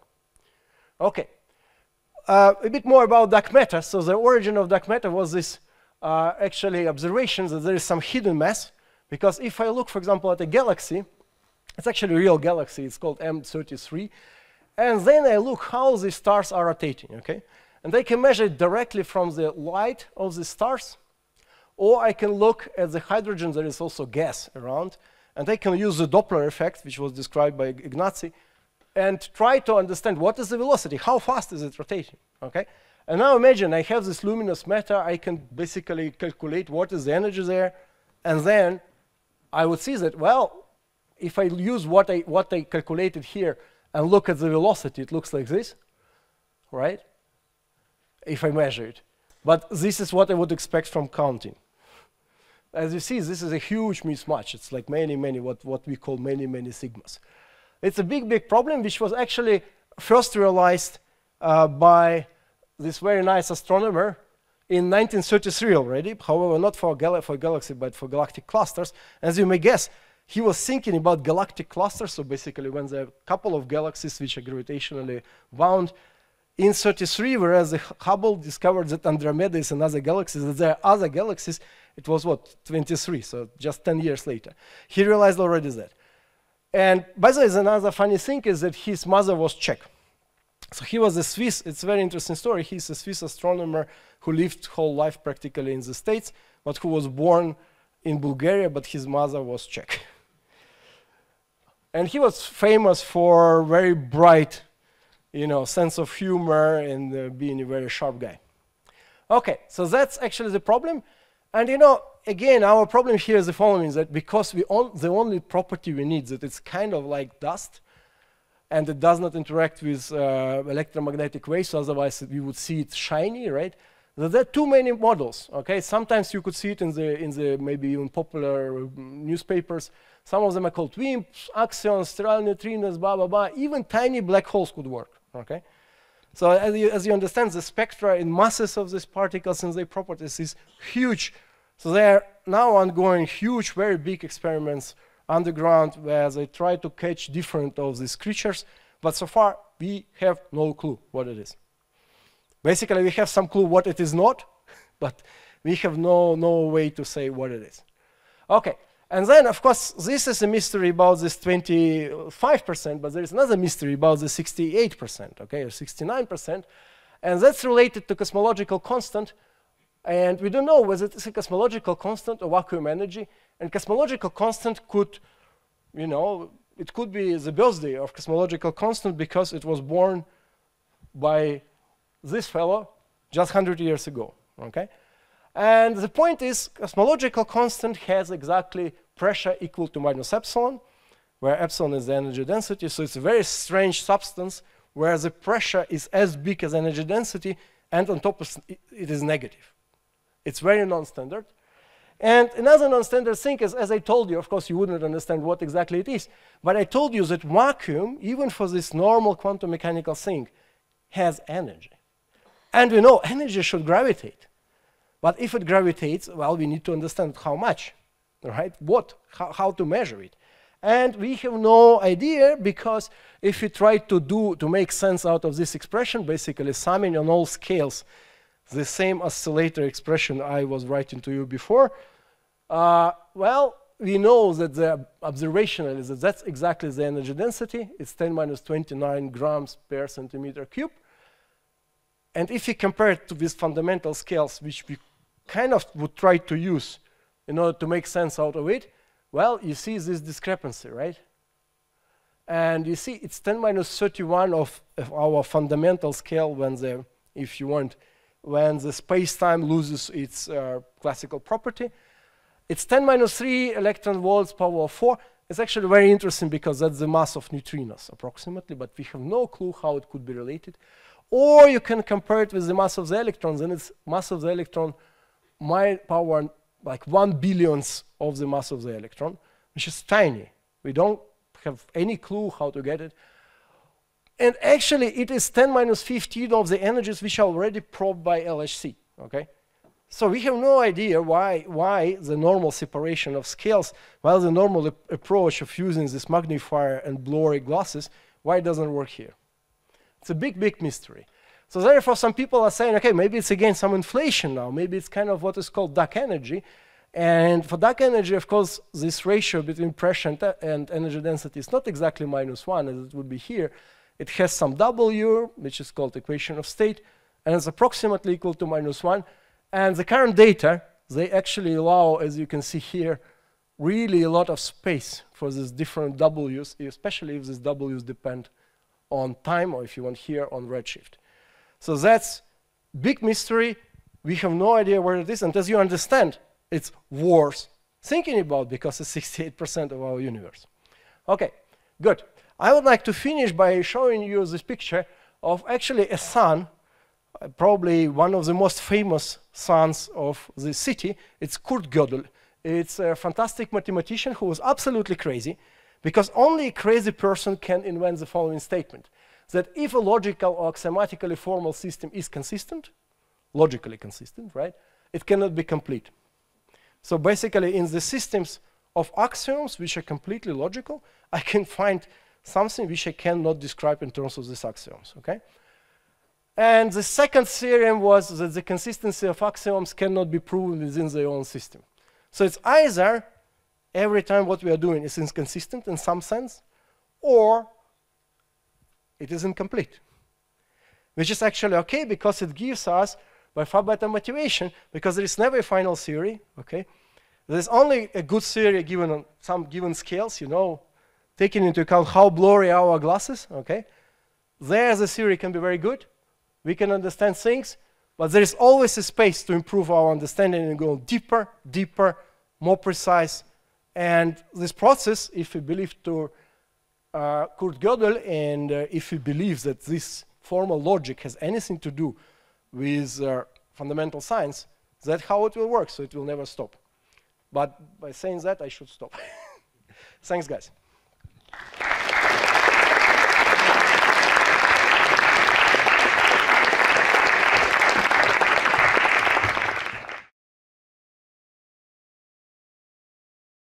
I have a question. You know Wheeler, yeah? And you know delay choice quantum eraser. Actually, I have no opinion about these experiments, yeah? And I would like to know how you see these things about entanglement, and if these experiments are real, if really things work like this, yeah? It means that the universe shall be or should be connected through the time somehow. Yeah. You know these experiments? What you're asking probably me, right? Maybe both. Yeah. I don't know. Well, that entanglement is real is beyond any doubt, right? Because that's a basic fact about. It is real, yeah. No doubt. Of course, entanglement is one of the basic properties of quantum mechanics.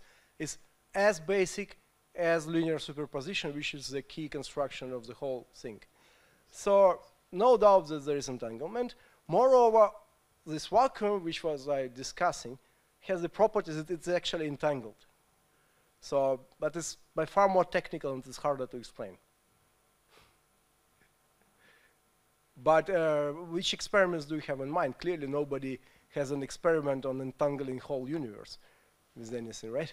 You think that you are saying that there are no experiments? No, there are tons of experiments, but they are all. There is one from I think 2007 about these experiments in Austria. It was of course. Look, there is now quantum communications, quantum teleportation, and quantum computing. Just recently, IBM announced that they are going to prepare, what was it, 20 qubits or something like that. Qubits, the whole idea of quantum computing doesn't work without entanglement and superposition. So clearly, beyond any doubts, there is. Okay, thank you. Okay, and you believe if I, or are you convinced if I influence a photon that is entangled with some other, I can influence his or its twin in the past, and 2 billion years away? Well, you see, it's all the question of proper interpretation. This information about the photon, which is 2 billion away, is already there. Yeah, I know. It is already there. You're not influencing it in that sense. Yeah, I understand. I understand. Yeah, but you are convinced that it works. Yeah. Well, you see, we have experiments now for quantum teleportation and quantum communication. So recently, Chinese scientists have established it for distances dozens of kilometers, if not hundreds. I don't see any reasons why should we not believe in that case. If it works for hundreds, why it shouldn't work for thousands? Okay. So it's the same thing. It's a crystal clear proof. And moreover, as you can guess, they're interested in that by practical purposes, right? Mm. Okay. I think it is waiting us very interesting future. Yes, you're right. One question on Ignacio. He started his lecture approximately 2 hours ago with a statement that in future our galaxy will meet with the Andromeda galaxy, right? Mm-hmm. Which means that they are like getting closer, and why or how can they get closer when the universe is expanding? Good. So, I mean, the way to think about this is the following. So, you, me, this room is not expanding, right? So, the universe is expanding, but it's expanding on scales where things are not bound by gravity or by other forces. So if you go on scales, which are galactic scales, but Andromeda is a very close galaxy, it's the closest one to us. So we go to scales larger than this, in fact, scales about 10 to 100 times larger than the Andromeda galaxy, that kind of distance. On those scales, you begin to see that on average, these galaxies are all moving in and out and close to each other, they're all orbiting each other, but on average, they'll be receding from us, they'll be moving away. So this is an average statement, that if you go far enough away, on average, things will be moving away from us. But locally, things are bound by the gravitational forces just in the way that the Earth is bound to the Sun. This kind of gross cosmological expansion is not really influencing it. So the fact the universe is expanding makes no difference to our conversation. It's really when you look on the scales, which are similar to the size of the universe, that this begins to matter. And it's just the case that Andromeda and the Milky Way are more or less, they're colliding. It will take a very long time, but they will eventually, fly past each other and rip each other apart. I got a question about the cosmic background radiation. I thought that it was clear to me, but somehow, how can I see always in present light emitted at the beginning? I see some photons from the beginning of light, if I can put it that way. But, well, I saw also these photons yesterday, but how are they the same?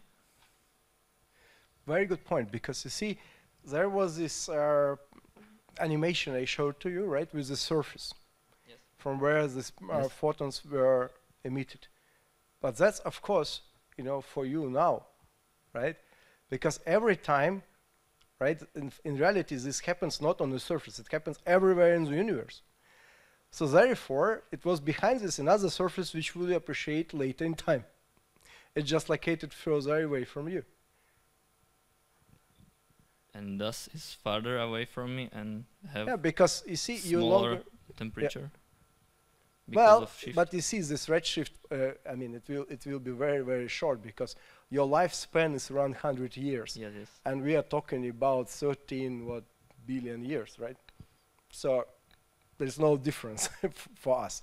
There are some ideas, by the way, how to use similar effects if you wait for really long time, dozens of years, and you're extremely precise then to measure some differences, because, we are not happy at looking at one surface, we would be very happy to see this CMB coming from a volume, because we would know more. But, we need to live longer for that. Hello. I have a question that I have been pondering for a while now, and it's about the galaxies. So every time I see galaxies somewhere on screen, I see that they're shaped like a flat disk. And so why is that? Why are they not shaped like spheres?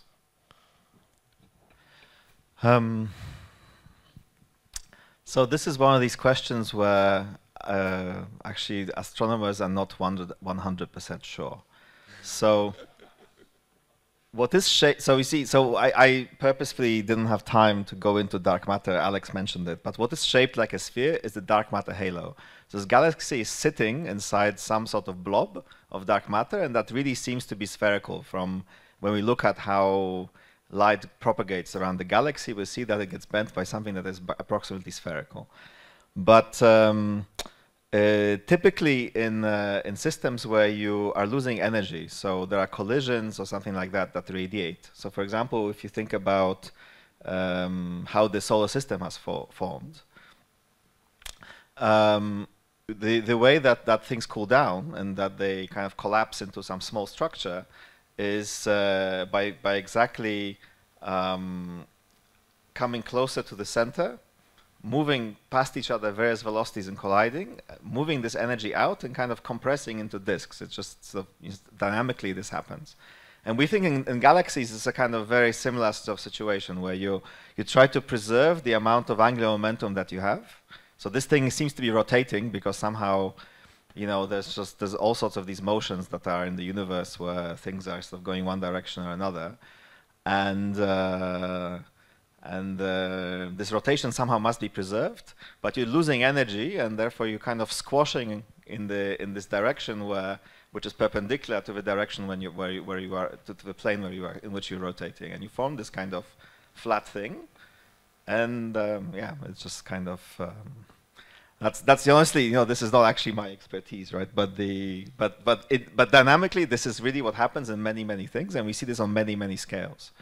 But there's also another thing, which is that we see stars in certain places, but the galaxy is not actually just where the stars are. The stars are actually produced only in certain places in the galaxy, which is why you see these spiral arms also. But the galaxy actually is much bigger. It's made of hydrogen gas, which you don't really see when you just look in light. And that has a sort of much more regular shape. It's sort of more elliptical, and it's slightly squashed. So yeah, so the question is, why do the stars in fact appear in this particular pattern? And again, it's something to do with this kind of dynamical friction and this sort of instability in some particular direction. Do you think that the dark matter would have some observational effects on smaller scales than the galactical one? I mean, on, for example, evolution of stars, or something like changing the Chandrasekhar limit?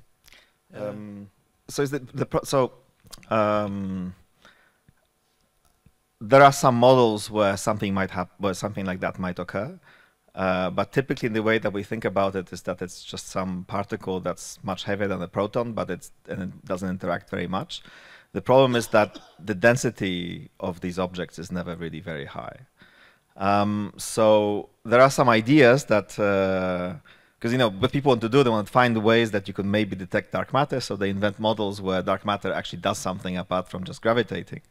And those models, dark matter can, for example, collect at the center of the sun. So preferentially, the sun is in fact a potential well, so you would guess that there's a bit more dark matter there than outside it. And then it could decay. And if it decays rapidly enough, it might produce some extra energy and in fact make the sun a bit hotter, or we might be able to see some products of this or something like that. So there are experiments where people look for this, and they haven't found anything like that. But in this kind of simplest model where the thing just really interacts through gravity and the other interactions are extremely suppressed, there's no reason to think that there would be any kind of effect like that. So there are some models where they do, but we have experiments looking for them, and they found nothing. Good evening. I would like to ask about gravity. I've heard somewhere that it could have negative energy, and I would like to ask if that's some kind of scientific theory, or I misheard that, or. Okay, so it's actually a very technical thing. Okay, so on one hand, there is a formal proof that gravitational systems, if you use normal matter, the matter which we kind of know, in classical circumstances, that the energy is positive. Okay, but it's positive, one should understand in which sense, for isolated blobs, if you want, of matter, which are emerged in empty space. So something like that, if I put one, if you want, black hole or star or something made out of normal matter somewhere, or if I put a cloud of this normal stuff, the energy there will be positive. Okay? There is a formal proof done by the very complicated techniques in only like late 70s or 80s even. However, there is another thing. So energy is not properly defined in gravitational systems if you do not have such conditions. Okay, so if you don't have emptiness around, far away. And that's why actually the closed universe has zero energy. So if you want, I can create universes like that, just because it doesn't cost me any energy. Because in gravity, kind of all energy sits at the end on the boundary terms. On these boundary terms, if you don't have boundary because the universe is closed, that's it. You can just create universes. Just you don't talk to them, so therefore it doesn't matter. I hope I confused you enough. Yeah, thank you. I have a question about the size of the universe. in the first presentation, there was some number like 96 billions of years. Like this is our observable universe. And how do we get this number? So it's two bits. One is that the universe is about 14 billion years old. So light has had 14 billion years to propagate from the beginning. Another part is that the universe is not just a static object that is just out there, so we're just looking at some surface 14 billion light years away, but in fact it is a universe that it's expanding, and its expansion is slowing down. And what that actually means, so this is now a technical thing, but you can work out that as you sit here, what you see, the effect that you have is that you see more and more and more of this universe slightly more rapidly, not much, but slightly more rapidly than if you were just sitting in an empty universe waiting for the light for you to come in. So there's a factor that appears. It's a factor of order of a few, yeah, this is what changes the 14 billion light years to a radius of about 45, right? So it's a difference of about 3, and then times 2, I just multiplied to get a diameter. That's why. So that across the universe is about 90 billion. But it's just the effect of the fact that the universe has been, the expansion has been slowing down until recently, and then has started to accelerate. But this has not had that much of an effect yet. Okay, thanks. But okay, it's a technical mathematical issue. Yeah, it's like. But if you want simplest answer is, it's just this is how much you see when you sit here, and light has had 14 billion years to travel. Hello, you mentioned the percentage composition of the universe from the known matter, dark matter, and dark energy, and that we can get it from the observations of gravity interactions. So I can imagine how we can get the amount of dark matter, but how can we get from gravity the amount of dark energy? So you remember I had this plot where I was showing you that this of what the distances are as a function of the redshift, and I said this is what these guys got a Nobel Prize for. So what they found is that all the distances are a bit longer, a bit larger than they were supposed to be. That all the stars, all the galaxies at very large distances seem to lie further away than you would expect. And essentially, what they measured is how much further away. And this is something that you can use to then say that I need to take, because you know I was telling you that what we're trying to measure is how much dark matter there is. But really the thing that this distance tells you is some kind of sum of the amount of dark matter and the amount of dark energy. So you need to put both in order to explain that curve. And then you use separate physics to understand how much dark matter there is. And from that you get the whatever left over is what we call the dark energy. But this is the only effect of dark energy that we actually have so far managed to detect. This is the problem. And another one. What? But it wasn't my part. Okay, yeah, sure. Anyway, so it's like, so we know it's there, but actually how much of it there is depends on what you think the theory is, right? So the 69% is not like I've weighed it. It's just that we need that much stuff to, you need to put something, and if I put this particular thing, I get 69%. I put something else, I get a different number. Okay. This is Thank you. Yeah. Well, I can add another thing. In this curve, which, for example, Planck obtained, or before the WMAP satellite obtained, with this a lot of peaks, right? This complicated structure of peaks. The position of the peaks, the heights, relative heights to each other, it all depends on this composition, okay? And some of these peaks are more sensitive for normal matter, some others are sensitive to total matter, and then you can get that you need this kind of dust-like matter in order to reproduce this phase. Remember, it is the third peak. This height depends strongly on what is the amount of dark matter there. Unfortunately, I cannot explain you this on fingers. It's like hard. There's no for me at least, there is no proper intuition to explain it easily. But if I add more or less dark matter, I will see how this picture will change and whether it will fit my data or not. But then there is another thing which depends on another position of the peak or its height, I have already forgotten, unfortunately, which depends on the total number of matter. And then you would know that, okay, I have this dark matter, which is more or less. Then I know how much baryonic matter I have, and then there's something else. Because you see, this light had to come to us, right? And that's also the history, how it was evolving to us, how it was redshifting, how this whole picture was changing. So it's a very complicated interplay of different effects, which we can use now. Let me have a quite different question from the others. In the introduction, we were told that one of you worked in CERN, which is an institution that I deeply admire. What did you work on? What did you do there? Oh, if it's not too personal. No, of course not. Look, I have spent lovely 3 years at CERN. And at CERN is, of course, mostly, actually, it is for experimental particle physicists, but honestly speaking, mostly for engineers. Because somebody has to deal with this 28 kilometers long tunnel, construct machines, check all this electronics, do data analysis, collect data, and all these things. But CERN, of course, has also a very big theory department. And you know, theory never stops. They're even interested in cosmologists. So I was appointed there as a so-called CERN fellow for, you know, for theory. So that's what I was doing there. Unfortunately, CERN contracts are for, in this regard, are all limited in time. But yeah, it was a great time. I have one question more. You know, everybody knows black holes. Yeah. And if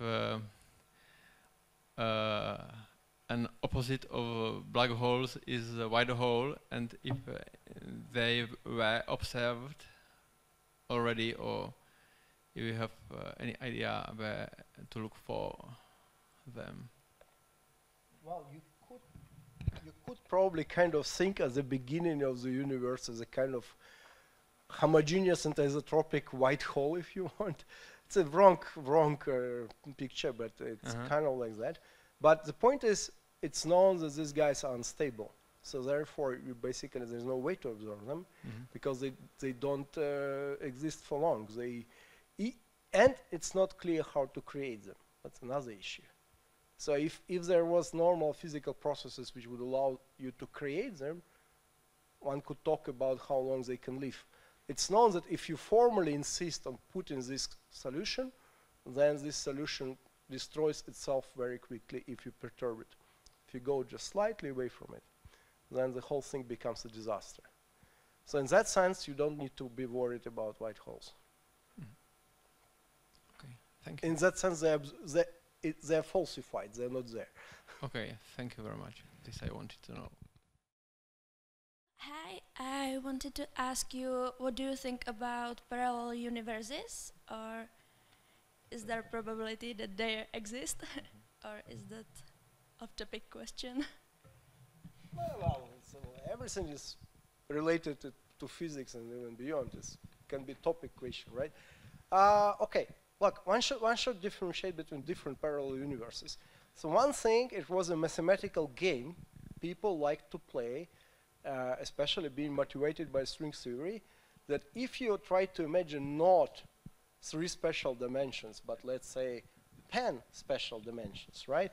Then you could say that there are some parallel, you know, if you construct it in a weird way, that there could be some parallel universes in that sense, right? Because you kind of could imagine big, if you want, subparts of the same 10-dimensional space. Unfortunately, my imagination is not good enough not to imagine it, but mathematically it's not hard to write, right? Well, so far there is no indications that these things are there at all. Okay, they were motivated. That was a good gymnastic for brain, but otherwise, okay, people solve simple problems. It's interesting to understand whether such things could exist at all or not. But that's it, okay? It's a mathematical game. There's another thing which is by far more deeper, which is related to this entanglement, okay? And people are saying that it's like parallel universes because of quantumness. But that's a different story. It's the question what reality is. And they, in that sense, they're real, just you don't care about them. But that's by far more complicated structures, probably better than to have a separate lecture on quantum mechanics. Okay, good evening. I'd like to ask you, do you think that we'll ever be able to understand dark matter or dark energy? And do you think are we limited because of this statement, or is it just about different point of view that we are missing? Do you get it? Do you get it? Well, question? so yeah, I understand completely. So it's one of these things where we do know something about them already, because otherwise we wouldn't have even been aware that they exist. So they have an effect. So if they have one effect, you may hope that they have some other effects. And sort of, you know, really what we do as theoretical physicists exactly try to come up with mechanisms and ideas for finding for people who do experiments to go and look for some other physics that may be related to the stuff that we see is definitely there, but we don't exactly know what it is. So there are many models. You know, people have many ideas for what this dark matter and dark energy could be, and those models, if you take any one of these models, they have predictions for other things. For example, in dark matter, so Alex did not mention this, I think. So dark matter has this property that in the early universe it moved with the same velocity as normal matter. If it really never ever talked to normal matter, there's no reason why it should have done that. It could have been somehow completely moving with different velocity because it doesn't know about normal matter. So you hope that there's some interaction between the two, however slight. So there is a hope that if you build experiments, and this is now, you put a whole bunch of normal matter and you wait and sit until something gets hit by something, you know, you put them really deep underground when nothing else comes. Dark matter interacts very, very weakly, and if you hope that, you know, you will get an atom which is kicked. And they're building larger and larger experiments in order to catch more and more weakly interacting dark matter particles. And you know, the hope is that you can build something maybe eventually large enough that will be able to just, you know, actually start detecting, you know, just go click, click, click, click, and you'll be able to say something about the dark matter that way. And you're motivated by the fact that there is this observation in the early universe that they interacted somehow, that there was something there, but you don't really know how strongly, and you don't know when this happened. So we don't really know whether we'll ever be able to reach this thing, but we hope that we might be able to. And there are many other ideas, other models of dark matter. You know, they have other properties which you may hope to measure, and people are doing all sorts of different experiments. So yeah, I mean, all of this is not sort of us talking philosophy. This is really saying that, you know, there's something we've already seen. We have ideas what it could be. Go and measure it. If you don't find it, you know, you get sacked, and somebody else comes in with a better model. You know, it's a results-based field these days. Thank you.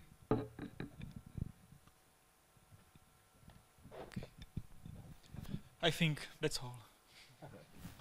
Thank you very much.